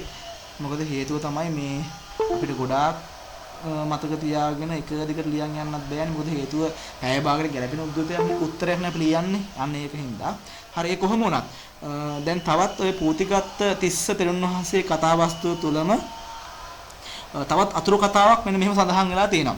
එසේ වී නම් මහණෙනි අසව් මේ තෙමේ කසොත් බුදුන් සමයේහි පක්ෂීන් බදා විකුට ජීවත් වන වැදි කුලයක ඉපිද මොනර කුකුළු ආදී වූ පක්ෂීන් බදාගෙන නොමරා වඩනු නිසා බොහෝ දෙනාටත් දෙයි. එතකොට ඇත්තටම පූතිගත් තිස්ස හාමුදුරන් වහන්සේගේ කතාව කියනකොට ධර්මසේන හාමුදුරුවෝ අර කාශ්‍යප බුදුහාමුදුරන් වහන්සේගේ කාල සීමාව තුලදී 3යි සැලකෙන කතා වස්තුවක් කියනවා. එතකොට එතනදී කියනවා මෙන්න මේ කියන්නේ මෙන්න මොහු විසින් කාශ්‍යප බුදුහාමුදුරන් වහන්සේගේ කාලයේදී පක්ෂීන් මරලා විකුණලා ජීවත් වෙන වැදි කුලයක ඉපිදිලා මොනරුන් සහ කුකුල්ලු ආදී පක්ෂීන් මරලා නැත්තම් අන් අයට විකුණලා ජීවත් වුණා කියලා අතුරු කතාවක් ඉදිරිපත් කරනවා. ඒ වගේම තමයි තවත් එකක් මට්ට කුණ්ඩලේ කතා වස්තු ඉදිරිපත් කරනකොට ඒකදී අන්තර්ගත කරලා තියෙනවා. ඕතමෝ සුදා භෝජන ජාතකයේහි කෙල ගණන් වස්තු ඇති පියාණන් සක් දෙවිඳුන් උපදෙසින් දන් දීමෙහි අදහස් ඇතිවන තෙක් කිසි කෙනෙකුට කිසිවක් දීලන්ට මැලියාසේ. ඉතින් ඇත්තටම මට්ට කුණ්ඩලේ කතා වස්තුව කියනකොටත් දැන් ප්‍රධාන කතාව මට්ට කුණ්ඩලේ කතා වස්තුව. හැබැයි ඒ වුණාට මේ මට්ට කුණ්ඩලේ කතා වස්තුව කියනකොට පැහැදිලිවම සුදා භෝජන ජාතකයේ අරගෙන අතුරු කතාවක් විදිහට සුදා භෝජන ජාතකයේ භාවිතා කරමින් ධර්මසේන හාමුදුරුවෝ තමන්ගේ කතාව ගලාගෙන යන්න සලස්වනවා. ඒකෝර මතක තියාගන්න ඕන අපි ওই කතා කරේ අතුරු කතා භාවිත කිරීමට අදාළව. ඒකෝර දැන් ඔයා ඔළුවේ තියෙන අතුරු කතා භාවිත කිරීමට අදාළව කියලා ගත්තට පස්සේ විශේෂයෙන්ම දැන් ඔන්න ප්‍රධාන කතාවක් කියාගෙන යනවා. දැන් මෙතනදී තිබිච්ච අපි කතාවම ගමුකෝ. මට්ට කුණ්ඩලීගේ කතාව ඔන්න කියාගෙන යනවා ධර්මසේන හාමුදුරුවෝ. එතරම්දී තමන්ගේ පාඨකයන්ට තමන්ගේ ශ්‍රාවකයන්ට අර ඒකාකාරී කතාවක් කියවද්දී කම්මැලිකමක් ඇති වෙයි, කතාව කියවෙන එකක් නැහැ වගේ අදහසකට ඇවිල්ලා මේ කතාව ඇතුළට සුදා භෝජන ජාතකයේ වගේ ජාතක කතාවකුත් ඔබනවා. එතකොට ඔන්න ඕකට තමයි විශේෂයෙන්ම කියන්නේ අතුරු කතා භාවිත කිරීම කියලා. ඒ කියන්නේ කතාවක් ඇතුළේ තවත් සුවිශේෂී කතා කීපයක්ම ඉදිරිපත් කිරීම. මම දන්නවා ඔයාලා මේ මම කියන කතාව දන්නවා ඇති. කොහොම වුණත් නොතේරෙන එක්කෙනෙක් හරි හිටියොත් එයාට තේරෙන්න කියලා හිතාන තමයි මේ විදිහට ගොඩාක් සරලව කියන්නේ. ඉතින් ඇත්තටම මම මේ කියන දේ ඔයාලට තේරෙන්නේ නැත්තම් පස්සේ වෙලාවක දැන් මේක පටිගත කරන රෙකෝඩ් එකක් නේ. ඒකෝට දැන් මේ රෙකෝඩ් එක අහලා හරි ඔයාලට තේරෙන්නේ නැති තැනක් කොතනදී හරි ආවොත් ඔයා මගෙන් අහන්න මෙන්න මේ අවස්ථාව මෙතන මට තේරුන්නේ නැහැ කියලා මම පැහැදිලි කරලා දෙන්නම්. මොකද හේතුව තමයි මේ දේවල් පිළිබඳව ඔයාගේ ඔළුවේ දැන් මේ උද්දෘත පිළිබඳව කටපාඩම් කරනවා වගේම තමයි උද්දෘත විතරක් කටපාඩම් කරලා වැඩක් නැහැ. මේ මොකක්ද කියන්නේ කියලා. ඒ කියන්නේ දැන් මේ අනුමාත්‍රිකාව මොකද්ද? දැන් මම කියනවා අතුරු කතා භාවිත කිරීම. දැන් ඔයාගේ ඔළුවේ තියෙන්න ඕන අතුරු කතා භාවිත කරනවා කියන්නේ මොකක්ද කියලා අනිවාර්යයෙන්ම ඔයාගේ ඔළුවේ අදහසක් තියෙන්න ඕන. ඉතින් එන්න එහෙම ඔළුවේ ඒ කියන්නේ ඔයාට අදහසක් ගන්න අමාරුයි නම් අනිවාර්යයෙන්ම කියන්න. එතකොට මම පැහැදිලි කරලා දෙන්නම්. එහෙම ගැටලුවක් තියෙනවා නම් මම හිතන්නේ එහෙම ගැටලුවක් නැති වේවි කියලා. තියෙනවා නම් කිසි ප්‍රශ්නයක් නැහැ. මෙසේජ් එකක් හරි දාන්න මම ඒක පැහැදිලි කරලා දෙන්නම්. ඒ වගේම තමයි දැන් ඔය සද්ධර්ම රත්නාවලී කතා කලාව ගත්තට පස්සේ ඒකේ තියෙන තවත් සුවිශේෂී ලක්ෂණයක් තමයි විශේෂයෙන්ම නාට්‍යෝචිත සංවාද භාවිතය. නාට්‍යෝචිත සංවාද භාවිතය. ඒ කියන්නේ හරියට නිකන් නාට්‍යයක වගේ දෙබස් භාවිතා කරනවා. සංවාද කියලා කියන්නේ දෙබස් භාවිතා කරනවානේ. එතකොට ධර්මසේන හිමියන් විසින් සද්ධර්ම රත්නාවලිය රචනා කිරීමේදී ස්වකීය රචනය තවදුරටත් සාරගර්භ කර ගැනීම සඳහා නාට්‍යෝචිත සංවාද ආදියද භාවිත කොට ඇත. එතකොට දැන් විශේෂයෙන්ම දැන් පොතක් ලියාගෙන යනකොට දැන් පොත ලියාගෙන යනකොට ඒකාකාරී වෙන්න බැහැනේ. එතකොට අන්න ඒ වගේම තමයි කියවන කෙනාට අලසකමක් ඇති වෙන්නත් බෑ, කම්මැලිකමක් ඇති වෙන්නත් බෑ. එතනදී කතුවරයා තවත් උපක්‍රමයක් විදිහට සංවාදමය භාෂාවක් භාවිත කරනවා. ඒ කියන්නේ සංවාදමය ආශ්‍රයෙන් තමාගේ කතාව ගලාගෙන යාමට සැලැස්වීම. එතනදී දැන් ඔය කුණ්ඩලකේසී කතාවස්තුව ගත්තට පස්සේ කුණ්ඩලකේසිය පැවිදි වෙන්න කලින් කුණ්ඩලකේසී කියලා කියන්නේ සාමාන්‍යයෙන් අර තර්කන පැත්තට නැඹුරු වෙච්ච කෙනෙක් නේ. තමන්ගේ ස්වාමියාව ගලෙන් පල්ලට තල්ලු කරාට පස්සේ ගලෙන් පල්ලට තල්ලු කරලා ගෙදර ගියේ නෑ. මෙයා සාමාන්‍යයෙන් අර තර්කන ජීවිතයක් තමයි ගත කරේ. යනවා තැනකට ගිහිල්ලා එතන ඉන්නක් හිටවනවා. ඔය ඉන්න ගලවපු කෙනත් එක්ක තර්ක කරනවා. ඒ තර්ක කරලා එයාව පරාජය කරලා මම ඔයාවත් පැරැද්දුවා. ඔයාවත් මම පරාජයටපත් කරා කියලා එතනින් තවත් තැනකට ගිහලා තවත් කෙනෙක් පරාජය කරලා ඔන්න ඔය ආකාරයේ මේ ගමන් විලාසයක් තමයි ඇත්තට මේ කුණ්ඩලකේසීල තිබ්බේ. ඉතින් ඔය ගමන් විලාසයේ ඇතුළත තවත් එක්තරා දවසක විශේෂයෙන්ම සරියුත් හාමුදුරන් වහන්සේ ඉන්න තැනකත් මෙයාගේ මේ ඉන්න හිටවනවා. ඒකට ඒක කියන්නේ ඉන්න කියලාත් කියනවා, දඹාත්ත කියලාත් කියනවා. මොකක් හරි අත කැබැල්ලක් වැල්ලක ගහනවා. ඉතින් වැල්ල ගැහුවට පස්සේ තියෙන සිස්ටම් එක තමයි සාමාන්‍යයෙන් මේ ගහපු ඉත්ත. ඒ කියන්නේ වැල්ලේ ඔන්න ඔයවා හිතන්නකෝ වැල්ලේ දඹ ඉත්තක් හිටවලා තියෙනවා. ඔය දඹ ඉත්ත ගලවපු කෙනා මේ දඹ ඉත්ත හිටවපු කෙනත් එක්ක තර්ක කරන්න ඕන. තර්ක කරලා දිනන්න ඕන. එහෙම නැත්නම් ලැජ්ජාවටපත් වෙන්න වෙනවා. දැන් සරියුත් හාමුදුරුවෝ කියලා කියන්නේ ඇත්තටම රහතන් වහන්සේ නමක්නේ. ඒ වගේම තමයි අගසව් දෙනමකින් එක් නමක්. එතකොට දැන් සරියුත් හාමුදුරුවෝ බැලුවට පස්සේ මේ කුණ්ඩලකේසිය කියලා කියන්නේ ඇත්තටම සාමාන්‍යයෙන් රහත් වෙන්න පවා පින් තියෙන කෙනෙක්. එතකොට ඒ වගේම නුවණක් තියෙන කෙනෙක්. අන්න ඒකින්ද මෙයාව සුම කර ගන්න ඕනේ. දැන් මෙයා මේ යන මාර්ගය ඇත්තටම 100% නිවැරදි මාර්ගයක් නෙවෙයි. තර්ක කර ඔහේ යන ජීවිතයක් තමයි මෙයාට තියෙන කුණ්ඩලකේසියට. ඉතින් ඊට වඩා සැප පහසු සුව පහසු අනාගතයක් මෙයාට තියෙනවා. ඒ කියන්නේ මෙයාට නිර්වාණය කරා ගමන් කරන්න පුළුවන් වාග්ය වාසනාව තියෙනවා. අන්න ඕකෙන්ද මොකද කරන්නේ? සරියුත් හාමුදුරුවෝ කුණ්ඩලකේසී හිටවපු ඉන්න ගලවනවා. ඉන්න ගලවලා එයත් එක්ක තර්ක කරන්න සූදානම් වෙනවා. මෙන්න මේ අවස්ථාව විශේෂයෙන්ම ඊටමත් අලංකාර විදිහට ධර්මසේන හාමුදුරුවෝ සංවාදමය ආකාරයෙන් තමයි ඉදිරිපත් කරලා තියෙන්නේ. එතනදී ඔන්න බලන්න ඔයාලට මේ පේනවා ඇති. ඔයාලා ඩිස්ප්ලේ එක ඔයාලට පේනවා ඇති. ඒ සඳහන් කරලා තියෙනවා ස්වාමීනි නුඹ වහන්සේද මැඩබූසේක්. එතනදී අහනවා කුණ්ඩලකේසී සරියුත් හාමුදුරුවන්ගෙන් ස්වාමීනි ඔබ වහන්සේද මේ ඉන්න මැඩ වූයේ. එහෙම නැත්නම් ඔබ වහන්සේද මේ ඉන්න ගැල වූයේ. එතකොට සරියුත් හාමුදුරුවෝ මොකද කියන්නේ? නැගණියනි. ඇත්ත මැඩ වූයෝ එසේය අපිය. ඊට පස්සේ සරියුත් හාමුදුරුවෝ කියනවා ඔව් නැගණියනි ඔව් මම තමයි ඒ ඉන්න ගැලවුවේ කියලා කියනවා. ඊට පස්සේ ඒකට උත්තර විදිහට කුණ්ඩලකේසී තමන්ගේ අර සකලමනා ශිල්පය එහෙම නැත්නම් කුණ්ඩලකේසීගේ චර්ය රටාව මෙතනදිත් ඉස්මතු කරනවා. මෙතනදී විශේෂයෙන්ම කුණ්ඩලකේසී දැන් කියනවා දඹාත්ත මැඩ වූ වාසේම අපහා වාදත් කළ මැනව. එතකොට දැන් මේ කුණ්ඩලකේසී පැහැදිලිවම කියනවා හරි ඔබ වහන්සේ දඹාත්ත ගැලෙව්වා නම් හරි ගැලෙව්වට ප්‍රශ්නයක් නැහැ. දඹාත්ත ගැලෙව්වා නම් ඔබ වහන්සේ අනිවාර්යයෙන්ම ඔයා මාත් එක්ක වාද කරන්නම ඕන. හරිනේ. ඔන්න ඕක තමයි පොයින්ට් එක. ඊට පස්සේ යහපත වාද කරම්හ. හරි සරියුත් හාමුදුරුවෝ කියනවා හරි මම වාද කරන්නම්. එතකොට දැන් බලන්න ඔන්න ඔය කියපු කාරණා ටික ඊටමත් අලංකාරවත් ආකාරයට ලස්සනට සංවාදයක් විදිහට ගලාගෙන යන්නේ නේ. මුලින්ම කියනවා ස්වාමීනි නුඹ වහන්සේද මැඩ වූසේක්. ස්වාමීනි ඔයාද මේ අත්ත ගැලවුවේ. ඊට පස්සේ ඒකට උත්තර විදිහට නැගෙනේනි අත්ත මැඩ වූයෝ එසේය අපිය.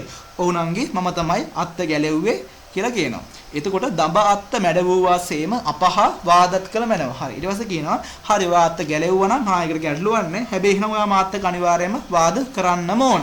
ඊට පස්සේ සරියුත් හාමුදුරුවෝ කියනවා යහපත හරි යහපතක් වේවා. හොඳයි වාද කරන්න. මම වාද කරන්නම් කියලා කියනවා. දැන් ඇත්තටම මොකද ලස්සන සංවාදයක් තමයි මෙතනදී සඳහන් වෙලා තියෙන්නේ.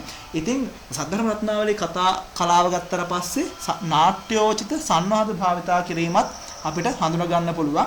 ඒකට සුපිරි නිදර්ශනයක් තමයි ඔය තියෙන්නේ. අර මතක තියාගන්නත් ගොඩක් ලේසි. මොකද ලස්සන කතාවක් තමයි තියෙන්නේ. මතක තියාගන්නත් ලේසි. සුවිශේෂී කතාවක් තමයි තියෙන්නේ. ඒ වගේම තමයි තවත් මෙන්න මේ සංවාද භාවිතා කරා කියන්න උද්දෘතයක් විදියට ගන්න පුළුවන්. කුම්භඝෝෂක හා රජතුමා අතර ඇතිවන සංවාදය. ඒතකොට ඒකෙදි කියනවා මෙතෙක් වස්තු නොනසා පිරිමසා තබාගෙන අපටත් භාග නොදී තොපම ප්‍රයෝජන විදින්නේ හැයිද? එතකොට කියනවා මෙච්චර වස්තුව තියාගෙන අපිටත් අපේ කොටස දෙන්නේ නැතුව ඔයා විසින්ම තනි ප්‍රයෝජනයට ගන්නේ විදින්නේ ඇයි? ඊට පස්සේ කියනවා ස්වාමීනි මට වස්තු කොයින්ද? කුම්භඝෝෂක කියන්නේ. කුම්භඝෝෂක කියනවා ස්වාමීනි මට වස්තුව කොහෙන්ද? මට වස්තුව නැහැ. බැල මේ කොට රැකෙම් නොවේද? මම මේ බැල මෙහෙවර කරලා ජීවත් වෙන මිනිස්සෙක් මට කොහෙන්ද වස්තුව? ඊට පස්සේ කියනවා අපට භාගවන්නේ හැයිද? මේ නොහඟවා කිව. එතකොට අපිට හඟවන්නේ ඇයි? හඟවන්නේ නැතුව කියන්න. ස්වාමීනි මම හඟවන්න සංගවන්න කාරණා කිම්ද? ස්වාමීනි මට හංගන්න කිසිම කාරණාවක් නැහැ. මං ඇයි හංගන්නේ? වස්තුව ඇත්නම් මේසා මහත් ආයාසයක් ගන්නද? එතකොට මට ඒ තරම් ලොකුවට වස්තුව තියෙනවා නම් මට එහෙම වස්තුව තියෙනවා නම් මම මෙච්චර මහන්සි වෙලා මගේ දීපේත ගත කරන්න උත්සාහ කරනවාද? මාගේ වස්තුවක් නැත. මට ඔබ වහන්සේ ඔය කියනවා වගේ කිසිම වස්තුවක් නැහැ. ඉතින් ඔන්න ඔය ආකාරයට දැන් ඕකත් සංවාදයන් දෙබසක්නේ තියෙන්නේ. ඉස්ලාම රජතුමා කතා කරනවා. ඒකට උත්තර විදිහට කුම්භඝෝෂක පිළිතුරු දෙනවා. ඊට සාත් රජතුමා ප්‍රශ්න කරනවා කුම්භඝෝෂක පිළිතුරු දෙනවා. ඉතින් ඕකට තමයි සංවාද කියලා කියන්නේ. එතකොට නාට්‍යවලත් බොහෝ අවස්ථාවල සඳහන් වෙලා තියෙන්නේ ඔන්න ඔය ආකාරයේ ඒ කියන්නේ නාට්‍යයක් ගත්තට පස්සේ නවකතාවක් වගේ නෙවෙයි ගොඩාක් වෙලාවට භාවිත කරන්නේ සංවාදමය භාෂාවක්. අපි සාමාන්‍යයෙන් කතා කරනවා නවකතා ਵਿਚාරවලදී සාමාන්‍යයෙන් කෙටි කතා විචාරවලදී අපි කියනවා මෙන්න මේ අවස්ථාව නාට්‍යයක වගේ සංවාදමය බස්වහරක් තමයි යොදාගෙන තියෙන්නේ නේද? අපි එහෙම කියනවා. ඒ වගේ සමහර අවස්ථාවලදී අපි කියනවා මේ අවස්ථාව සරල බස්වහරක් තමයි යොදාගෙන තියෙන්නේ. මේ අවස්ථාව සංකීර්ණ සම්භාව්‍ය බස්වහරක් තමයි යොදාගෙන තියෙන්නේ. අපි ඔන්න ඔහොම කියන භාෂා භාවිත කිරීම පිළිබඳව එතනදී සද්ධර්ම රත්නාවලියට අදාළව ගත්තට පස්සේ සද්ධර්ම රත්නාවලියේ කතුවරයා නාට්‍යයක් වගේ ලස්සනට ගලාගෙන යන්න පුළුවන්. එතකොට මේ අහගෙන ඉන්න කෙනාගේ හිතේ නාට්‍යක චිත්‍ර රූප පෙළක් මැවෙනවා වගේ තමන්ගේ හිතේ රූප චිත්‍රණය වෙන ආකාරයට සංවාදමය බස් වගේ දේවල් භාවිතා කරමින් ලස්සනට තමන්ගේ කතාව රචනා කරලා තියෙනවා. ඒ වගේම තමයි ඊළඟ එක තමයි උපහාස රසය මතු කිරීම. දැන් ඔය සද්ධර්ම රත්නාවලිය ගත්තට පස්සේ සද්ධර්ම රත්නාවලියේ කතා වස්තුව පිළිබඳව අධ්‍යයනය කරනකොට සද්ධර්ම රත්නාවලියේ කතා කලාව පිළිබඳව අධ්‍යයනය කිරීමේදී හඳුනාගත හැකි තවත් සුවිශේෂී ලක්ෂණයක් ලෙස උපහාස රසය මතු කිරීම පෙන්වා දිය හැකියි. එතකොට ඇත්තටම මේ සද්ධර්ම රත්නාවලිය ගත්තට පස්සේ සද්ධර්ම රත්නාවලියේ කතා වස්තු පිළිබඳව අධ්‍යයනය කරනකොට කතා වස්තු විශාල ප්‍රමාණයකින් උපහාස රසය ඉස්මතු කරන්න ධර්මසේන හාමුදුරුවෝ උත්සාහ අරගෙන තියෙනවා කියන්න අපිට තොරතුරු හම්බ වෙනවා. එතකොට ඒකට නිදර්ශනයක් විදිහට ඔය තූලතිස්ස තෙරුන් වහන්සේගේ කතාව එහෙම අපිට ගන්න පුළුවන්. මොකද මේ තූලතිස්ස තෙරුන් වහන්සේගේ කතාව එහෙම විශේෂයෙන්ම මේ මොකද්ද මේ උපහාස රසයටම ආවේනිකව භාවිතා කරපු කතා වස්තුවක් විදිහට පෙන්වලා දෙන්න පුළුවන්. එතනදී මේ උද්දේශයට භාවිතා කරන්න පුළුවන් උපහාස රසය මතු කිරීමට භාවිතා කරපු ඒක නැත්තම් උත්සාහ කරපු අවස්ථාවක් විදිහට. දැන් බලන්නකො ඔබ වැලිත් ගොයම් කළ මන වක තබා පියා කල්පසු කොට කරන ගොයමක්සේ පිළිවෙත් පිරීමට යෝග්‍ය වූ බාල අවස්ථාවෙහි ගිහිගේ රඳා වැඩිමහලු කල මහනව රූක්ෂ ප්‍රතිපත්ති නැමැති රළු පරළු දැය හැර බුදුනට උපන් මියුරු ආහාර සුවසේ බලඳා පිළිවෙතින් සීන් වුවත් මසින් ලේන් මහත්ව ඉසත් බඩත් මහත් හේන් තුල්ලතිස්ස තෙරුන් වහන්සේයයි ප්‍රසිද්ධව මට සිලුටු වූ සීන් සිවුරු වැළඳ පියා ආඩ්‍ය තරම් හගවනු නිසා විහාර මැදෙහි බොහෝ තන් රැස්වන හේන් උස්ව තිබෙන හස්නකට නැගී පියා බෝසේ හිඳුවා සේක. දැන් ওই කතාව දැන් මම කියාගෙන යන්නේ දැන් ඇත්තටම මට මේකේ අභ්‍යන්තරය මම සාමාන්‍යයෙන් දල අදහසක් මට ගන්න පුළුවන් හින්දා මේ කතාව කියනකොට ඇත්තටම මට මේ අර අපිට සාමාන්‍ය කියවෙන කෙනාට හිනාවක් තමයි මතුවෙන්නේ. හේතුව තමයි උපහාසය මතු කරන්න තමයි මේ තුලතිස්ස කතාවස්තුව ඉදිරිපත් කරන්නේ. මෙතන මේ තියෙන්නේ ඇත්තටම ඔයත් දැන් මේ කතාවේ තේරුම දැනගත්තට පස්සේ ඔයාලට ඇත්තටම හිනාවක් යාවි. මේ තියෙන භික්ෂුන් වහන්සේ නමක් පිළිබඳව කතාවස්තුවක්. එතකොට ධර්මසේන හාමුදුරුවෝ කියන ආකාරයට මෙන්න මේ තුල්ලතිස්ස කියන හාමුදුරුවෝ සාමාන්‍යයෙන් ගිහි ගෙදර ඉඳලා වැඩ කරලා ඕකෙන් හෙම්බත් වෙලා මහාන වෙනවා. මහානට පස්සේ මොකද මෙයා කරන්නේ?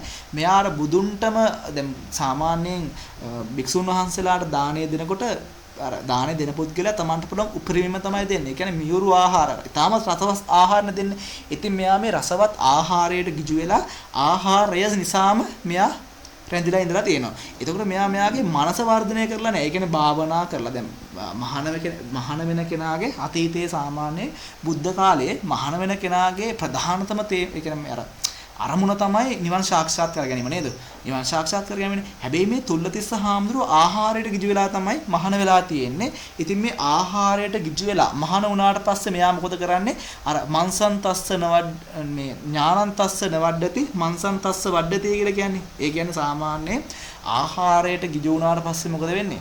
හාමුදුරු නමක් හාමුදුරුවෝ නමක් හදිස්සියේදී හරි ආහාරයට ගිජු වුණොතින් ආහාරයට ඇබ්බැහි වුණොතින් විශේෂයෙන්ම ශරීරය වර්ධනය කරනවා මිසක්වා ඥාණය වර්ධනය කරන්නේ නැහැ නේ භාවනා කරන්නේ නැහැ. එතකොට මොකද කරන්නේ මෙයා සාමාන්‍යයෙන් අර මියුරු ආහාර වළඳමින් තමන්ගේ ජීවිතය මේ පවත්වන මිසක්වා බණ භාවනා වගේ දේවල් කර තමන්ගේ ආධ්‍යාත්මික පැත්ත සංවර්ධනය කරගන්නේ නැහැ. ඉතින් මේ තුල්ලතිස්ස හාමුදුරුවොත් අන්න ඒ වගේ හාමුදුරුව කෙනෙක් මෙයා බුදුහාමුදුරන් වහන්සේගේ මියුරු දාණයට ගිජු වෙලා මහාන වෙලා මොකද කරන්නේ තමන්ගේ ශරීරය එන්නෙම ශරීරය මහත් වෙනවා. හැබැයි මෙයාගේ අර අභ්‍යන්තරය එහෙම නැත්නම් මෙයාගේ ඥාණය එහෙම නැත්නම් මෙයාගේ මොකක්ද ඒකට කියන්නේ මෙයාගේ තියෙන මේ අර මෙයා භාවනා කරන්න ඒ වගේ දේවල් අභ්‍යන්තරය මෙයාගේ ශක්තිමත් වෙන්නේ නැහැ. අභ්‍යන්තරය මුන්වහන්සේගේ දියුණු වෙන්නේ නැහැ.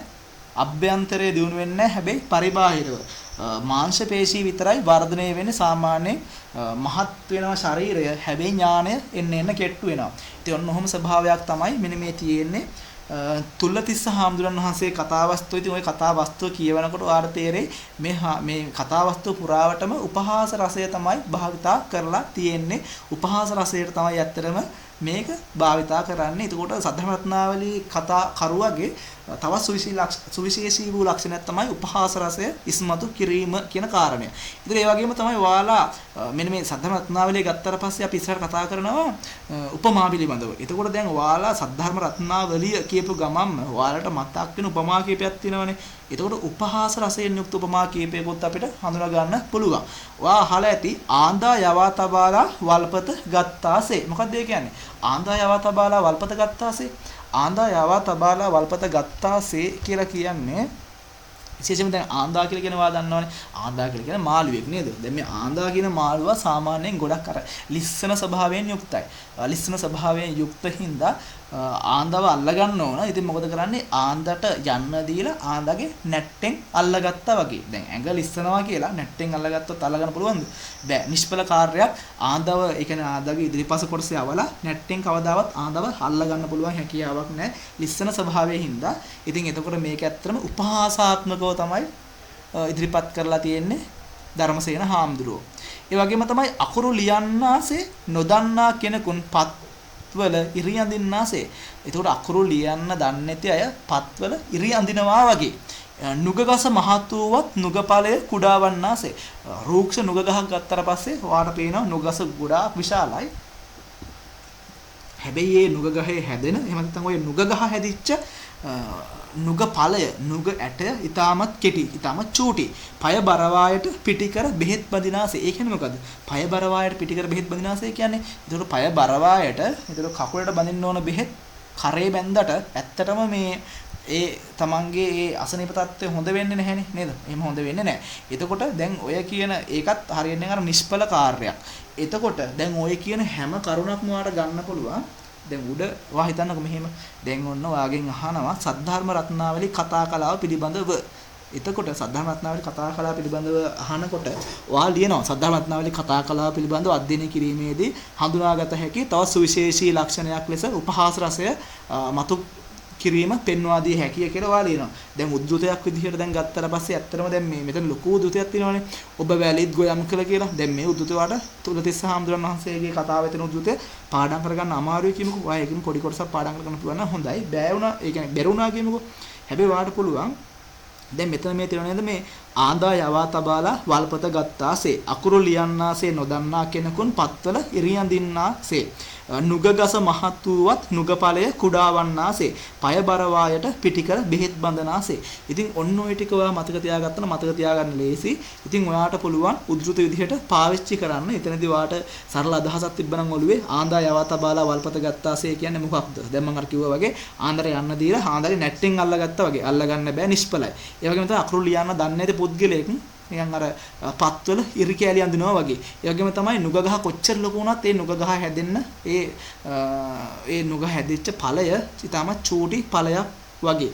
ඒකට පය බරව ඒ කියන්නේ කකුලට බඳින්න ඕන බෙහෙත් බෙල්ල බැඳ කරේ බැඳා වගේ. එන්න මේ වගේ කීපයක් ඔයා මතක තියාගත්තා නම් මේ ඔයාට මේ පොයින්ට් එක ලස්සනට ලියන්න පුළුවන්. ඇත්තටම දැන් මේ අර ලොකුවට උද්දෘත දැන් මේ ලොකු උද්දෘත ඕනේ නැහැ. සාමාන්‍ය මෙන්න මේ වගේ පොයින්ට් දැන් ඇත්තට මේ පොයින්ට් ඔයාලට භාවිතා කරන්න පුළුවන් කිසිම ගැටලුවක් නැතුව. ඊටමත් ලේසියෙන් උද්ෘතයක් ගොඩනගා ගන්න, උත්තරයක් ගොඩනගා ගන්න භාවිතා කරන්න පුළුවන්.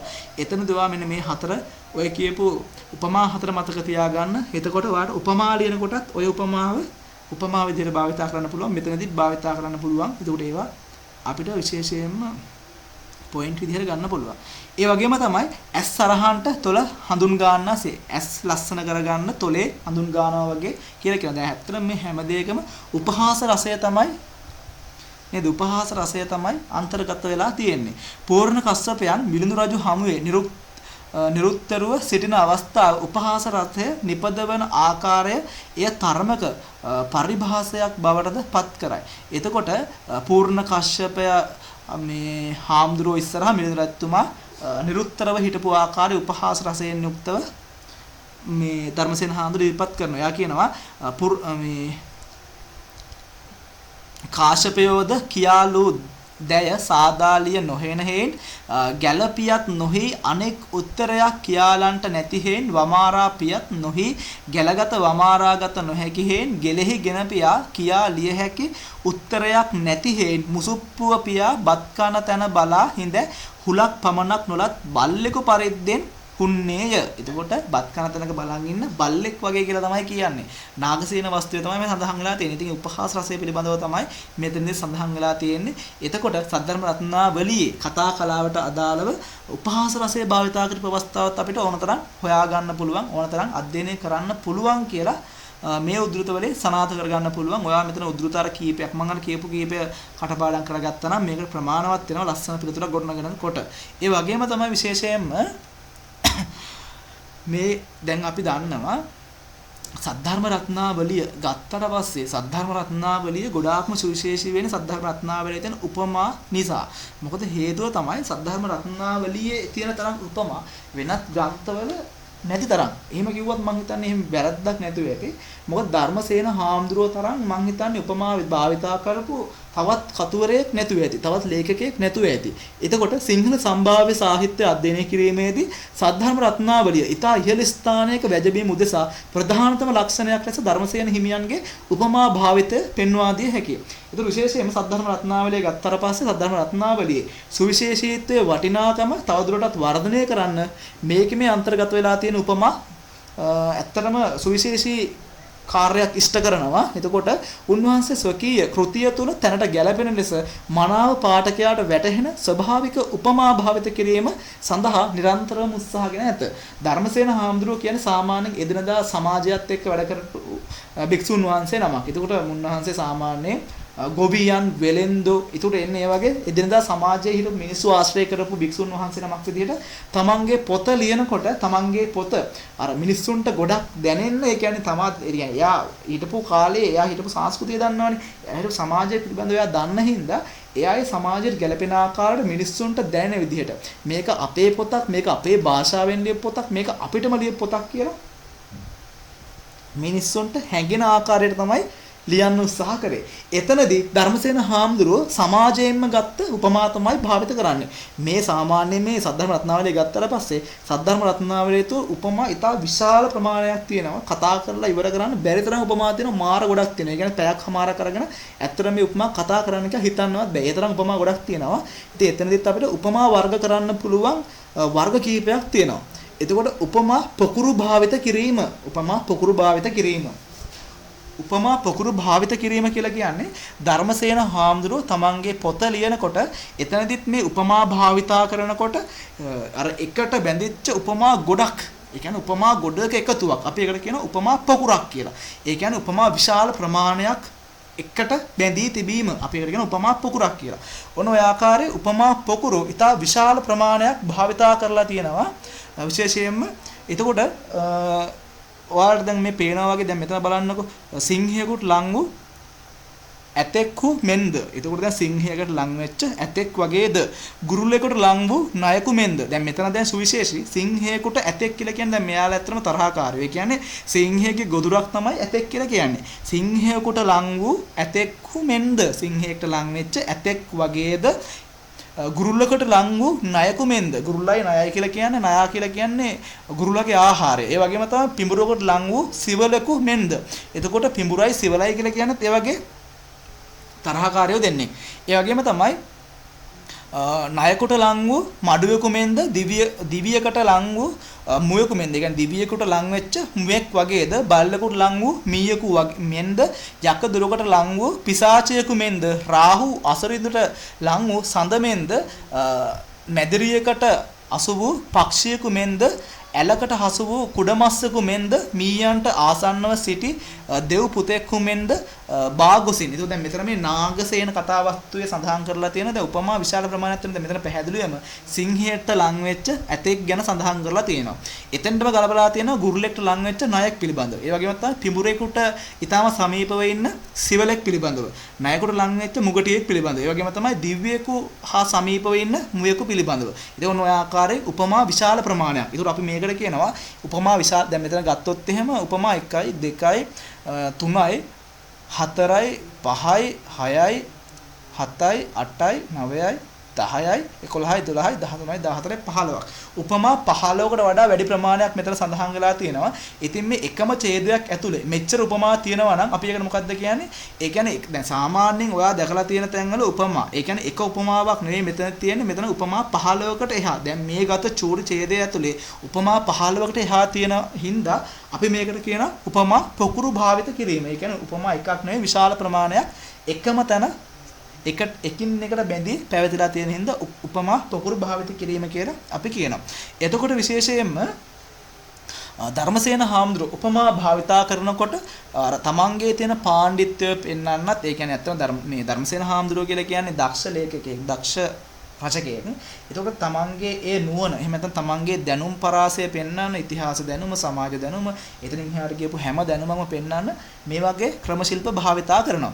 එතනදිත් උන්වහන්සේ විශේෂයෙන්ම මේ පොකුරු උපමා භාවිත කිරීම උන්වහන්සේගේ සුවිශේෂී ලක්ෂණයක් විදිහට අපිට ඉදිරිපත් කරන්න පුළුවන්. ඒ වගේම තමයි දැන් ඊළඟ උතුතේ බලන්නකො යම්සේ වේයෝ ගොදුරු සොයා යන කල තමන් වසා වේපස් බැදීමෙන් සැඟවීගෙන යෙද්ද එමෙන්ම දාන ශීලාදී සුචරිතයෙන් අකුසල් වසා තවද යම්සේ බලල්ලෝ කොතෙකට ගියත් මීයන්හි සොයද්ද උනුන්ට සිතුවිලි නම් ඒමද එපාරිද්දෙන් කවර කොතනකදී කුසල් අදහස් නැතිව තවද යම්සේ ගෝනුස්සෝ තමන්ගේ නකුට තම ආයුධය කොට තකද්ද එමෙන්ම නුවණම අත ආයුධයක්සේ සිතාගෙන තවද යම්සේ මුගටියෝ නයින් කරා වදනා කල බෙහෙත් ගස්වල ගෑවී පියා යෙද්ද එමෙන්ම ක්‍රෝධ නැමැති සර්පයන්ට මෛත්‍රී නැමැති බෙහෙත් ඇතිව තවද යම්සේ කැනහිල්ල කුමන අපවිත්‍රයක් රදත් පිළිකුල් නැත්තෝ එමෙන්ම කවුරු කෙරෙහි හීලණය නැතිව තවද යම්සේ මෝ අඩියටි ආදිය දමාලු කල වලාහ පියද්ද එමෙන් අවුත් වදනා අකුසලෙන් වැළහි. දැන් ඔතන ඔය සඳහන් කරලා තියෙනවා. දැන් මේ ඡේද කියවුවට පස්සේ සමහරට නොතේරෙන වෙන්න පුළුවන්. හැබැයි ඒකේ අභ්‍යන්තරයව තවදුරටත් කියවලා හරි ඒක අභ්‍යන්තර විමර්ශනය කරලා බැලුවොත් එතනක් තියෙන්නේ අර අපි මුලින් කිව්වා වගේ උපමා විශාල ප්‍රමාණයක්. එතන පැහැදිලිවම වේයෝ තුඹසක් බඳිනකොට හැසිරෙන්නේ කොහොමද? අන්න ඒ ආකාරයෙන් දානශීලාදී සුතරිතයෙන් අකුසල් වගේ දේවල් වහන්න ඕන කියලා කියනවා. ඒ වගේම තමයි බලල්ලේ. ඒ කියන්නේ පූසෙක්ව කොහේ ගිහින් දැම්මත් පූස හොයන්නේ මීයොන්ව නේද? පූස කොහේ ගිහින් දැම්මත් පූස හොයන්නේ මීයොන්වමයි. ඉතින් එතකොට අන්න ඒ වගේ තමයි එතකොට අන්න ඒ ආකාරයෙන්ම කවර කොතනකදී කුසල් අදහස් ඇතිව ඒ කියන්නේ අන්න ඒ ආකාරයෙන් පූසෙක් කොතන ගිහින් දැම්මත් මීයක් හොයනවා වගේ තමන්ගේ හිත කොහොම කොතනට ගියත් කුසල් පිළිබඳවම හිතන්න ඕන කියලා තමයි කියන්නේ. එතකොට ඒ වගේම තමයි ඒ වගේම තවද යම්සේ ගෝනිස්සෝ තමන්ගේ නගුටම ආයුධය කොට ගනිද්ද. ඒ වගේම තමයි ඔයා දන්නවා ගෝනුස්සෝ ගත්තට පස්සේ ගෝනුස්ස තමන්ගේ නැට්ටම තමයි ආයුධය විදිහට ගන්නෙ. අර ගෝනුස්සල් පිටිපස්සේ චූටි අර ඊතලයක් වගේ නැට්ටක් අර නැට්ටි ඊතලයක් වගේ ඊ හිසක් වගේ කොටසක් තියෙන ඔන්න ඔය කොටස තමයි මෙයා තමන්ගේ ජීවිතය ආරක්ෂා කර ගැනීමට ආයුධයක් විදිහට භාවිතා කරන්නේ. ඉතින් ඔන්න ඔය ආකාරයට ගෝනුස්සා තමන්ගේ නැට්ටම තමන්ගේ ආරක්ෂාවට භාවිතා කරන ආයුධයක්සේ භාවිත කරන්නේ කොහොමද? අන්න ඒ ආකාරයටම තමන්ගේ නුවණ තමා විසින් ආයුධයක් බවට පත් කරගන්න ඕනෙලු. ඒ වගේම තමයි මුගටියෝ නයින් කරා වදනා කල ඒ වගේම තමයි මුගටියන් නයින් කරා ගමන් කරනකොට නයින්ට දෂ්ට කරන්න ගමන් කර මේ නයින්ව මර්ධනය කරන්න ගමන් කරනකොට අහල පහල තියෙන බෙහෙත් පැලෑටි ඇඟ ගාගෙන තමයි ඒ සඳහා සූදානම් වෙන්නේ. ඉතින් අන්න එහෙම සූදානම් වෙන්නේ එයා. එතකොට එයා අර පෙර සූදානමකින් යුක්තව තමයි තමන්ගේ සරණට යන්නේ.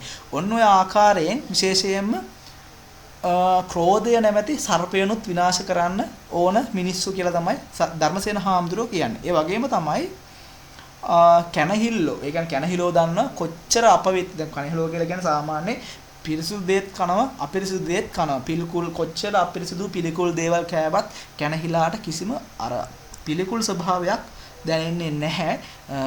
ඒ වගේ තමයි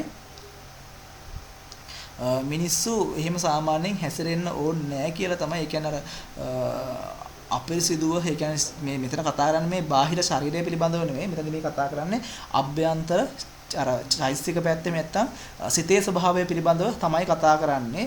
එතකොට විශේෂයෙන්ම මෙතනත් අපි දැන් කතා කරපු උපමා රාශියක් තිබුණා. උපමා එකක් නෙවෙයි එකම ඡේදය ඇතුලේ උපමා විශාල ප්‍රමාණයක් තිබුණා. උපමා භාවිතා කරලා තිබුණා. එතකොට ඕකට තමයි කියන්නේ උපමා පොකුරු භාවිත කිරීම කියලා. ඒ වගේම තමයි විශේෂයෙන්ම තනි තනි උපමා භාවිත කිරීම. එතකොට දැන් උපමා පොකුරු භාවිතා කරනවා. දැන් මම කියනවා ධර්මසේන හාමුදුරුවෝ තමන්ගේ කෘතියේදී උපමා භාවිතා කරනකොට ඒ උපමා වර්ග කරන්න පුළුවන් අපිට විශාල ප්‍රමාණයක්. එතකොට අපි දැන් මුලින් කතා කරේ උපමා පොකුරු භාවිත කිරීම පිළිබඳව. ඒ කියන්නේ එකම ඡේදයක් ඇතුලේ උපමා විශාල ප්‍රමාණයක් සඳහන් වෙලා තිබීම. දැන් මෙතෙන්දී අපි කතා කරන්නේ තනි තනි වශයෙන් උපමා භාවිත කිරීම. ඒ කියන්නේ මෙතනදී අර අතන වගේ නෙවෙයි තනි එක උපමාවක් භාවිත කරපු අවස්ථා. එතකොට එතනදිත් ගොවිතැන සම්බන්ධයෙන් ඉදිරිපත් කරලා තියෙන උපමා විශාල ප්‍රමාණයක් අපිට හඳුනා ගන්න පුළුවන්. එතකොට දැන් ඔයා බලන්න මෙතන මේ ගොයම් කළ කෙනෙකුම් ගොයම් මිස පිදුරු පමනකුත් නොලද්දාසේ. නේ ගොයම් කළ කෙනෙකුන් ගොයම් මිස පිදුරු පමනකුත් නොලද්දාසේ. වියෙන් ප්‍රයෝජන නම් දවසෙයියාහ කුඩු හැර සහල් පමණක්සේ. ඒ කියන්නේ වී වලින් ප්‍රයෝජනය නම් දහල් අර දහයියා සහ කුඩු ඇරලා හාල් විතරයි කියන අදහස. ඒ වගේම තමයි බිජුවට තමාම නැති කලට නැගෙන පැල නැත්තාසේ. එතකොට ඒ වගේම තමයි බොල් විනා වියක් නැති කල විටක් මෙය. පැලය නැගී මූ කරන කලට බිජුවට ඇටදිරා නැතිවන්නාසේ. ඒ කියන්නේ අර පැලය නැගී වැටෙන කලට බිජුව නැති වෙනවා. ඒ කියන්නේ අර ඇටය ඵලය නැති වෙනවා වගේ. ඒ වගේම තමයි ගොයම් කළ මන වක තබා පියා කල් පසු කොට කරන ගොයමක්සේ. බොල් විනා වියක් නැති කල විටක් මෙන්. එතකොට වියක් කන කෙනෙකුන් බිජුවට වී නිමි කලට එම රැක කොහිද ඇසා වියත් කන්නාසේ. දිය කෑ කුඹුරු ගොයම් නැගීමට නිසිවන්නාසේ. ඒ කියන්නේ වතුර වලින් අර වතුර බැඳලා තියෙන කුඹුරු ගොයම් පැල ඉස්සෙන්න එහෙම නැත්නම් අර වර්ධනය වෙන්න බලපානවා කියලා තමයි කියන්නේ. ඒ වගේම තමයි ගොයම් බිමක් විචාලවුන්ට සරු කුඹරු දන කියන්නාවුන් මෙන්. ගොයම් බිමක් විචාරවුන්ට සරු කුඹරු දන කියන්නවුන් මෙන්. එතකොට ගොයම් කරන අවදියේ නොකොට හිඳපියා වී අවදියේ නොලැබ්බ හැකි විට හඬන්නාසේ. ඒ කියන්නේ අර වපුරද්දී ඒකට උපකාර කරන්නේ නැතුව වපුරද්දී ඒකට උත්සාහ කරන්නේ නැතුව වී ඒ කියන්නේ අර මේ වී පැහෙන කාලෙට වී ලැබෙන්නේ නැහැ කියලා අස්සන් ලැබෙන්නේ නැහැ කියලා අඬනවා වගේ. ඔන්න ඔය ආකාරයට ගත්තට පස්සේ තනි තනි උපමා අපිට විශාල ප්‍රමාණයක් ගන්න පුළුවන්. දැන් මෙතෙන්ට මේ තියෙන උපමාම ඕන කියලා එකක් නැහැ. ඔයාට මතකයි නේද? ඔයා දන්නවනේ. රෙදි කඩකින් වසාලෝ මණිකක් පරිද්දෙන් නේ. ඒක තනි උපමාවක්නේ. ඒ වගේම තමයි අර මුලින් කිව්වා වගේ ආන්දායවා තබාලා වලපත ගත්තාසේ. ඔන්න ඔය ආකාරයේ ඔයාට මතක සද්ධර්ම රත්නාවලියේ මොනවා හරි ඔයාට මතක තනි තනි උපමා කීපයක් මතක තියාගත්තා. අපි හිතමුකෝ උපමා 6ක් විතර මතක උපමා 6ක් මතක තියාගන්නවා කියන්නේ ගොඩක් ලේසි වැඩක්. මේ ඔක්කොම උපමා මතක තියාගන්න ඕනේ නැහැ.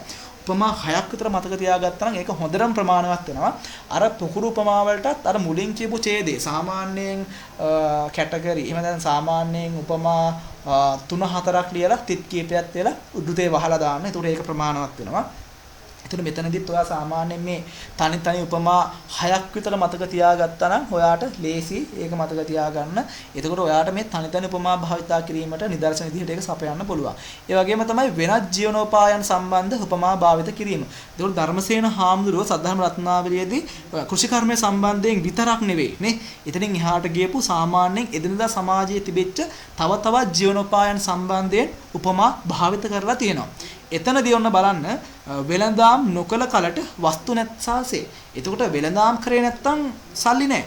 අන්න එතකොට ඒ වගේම තමයි බඩු මිල ඇත්තවුන් බොහෝ වස්තු අරගන්නාසේ. එතකොට බඩු මිල තියන අය බොහෝ වස්තු ගන්නවා වගේ. වෙළඳාමේ ගොසින් සිස්ව නැගී ආ කලක් මෙන්න. වෙළඳාම ගිහිල්ලා හිස් වෙලා ආවා වගේ. එක ගමක දෙවෙළඳාමක්සේ. එතකොට එකම ගමක වෙළඳාම් දෙකක් වගේ. අවස්ථා පිළියම් දන්නා වෙදවරුන් නිදන් දන්නාසේ. එතකොට අවස්ථාව දන්න වෛද්‍යවරු නිදානේ, ඒ කියන්නේ රෝග නිදානේ දන්නවා වගේ. බලවත් වන ලෙඩක් බෙහෙත්දී සංහිඳවන කලක් මෙන්. ඊටමත් අර බරපතල විදිහට මේ පැතිරිච්ච රෝගයකට බෙහෙත් දීලා සංසිඳවනවා වගේ. ඒ වගේම තමයි බර එසවිය නොහෙන්නවන්ට ශරීරය බරම සෑහෙන්නාසේ. බර උස්සන්න බැරි අයට තමන්ගේ ශරීරයේම බර බලපානවා වගේ.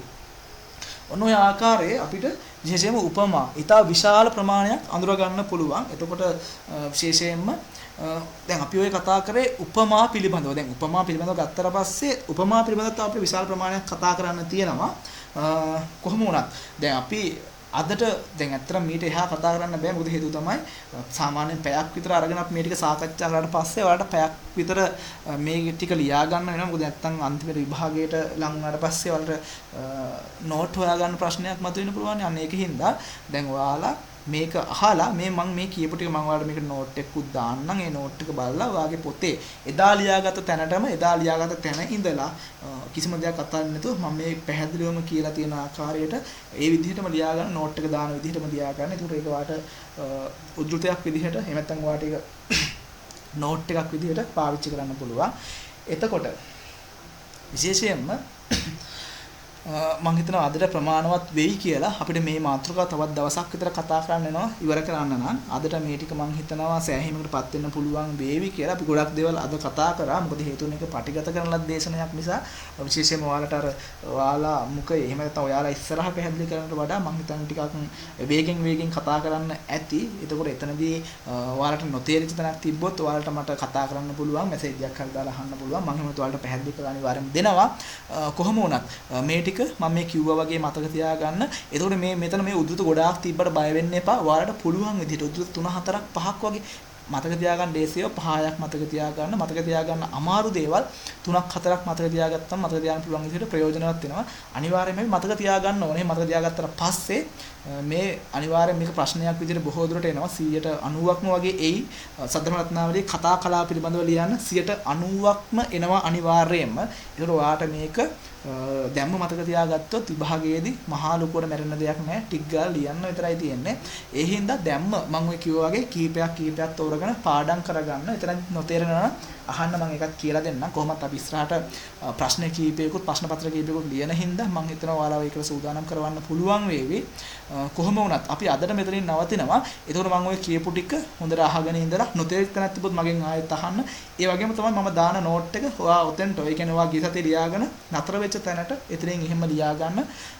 ඊට පස්සේ අපි ඊළඟ සතියේ හම්බෙමු. දැන් අද ඇත්තටම අපිට හම්බ වෙන්න බැරි වුණත් අපි ඊළඟ සතියේ අපි හම්බ වෙමු. එතකොට අපි මෙතනින් එහාට දේශනාව පිළිබඳව පාඩම් පිළිබඳව කතා කරගෙන යමු. එහෙනම් හැමෝටම සුබ රාත්‍රියක් වේවා.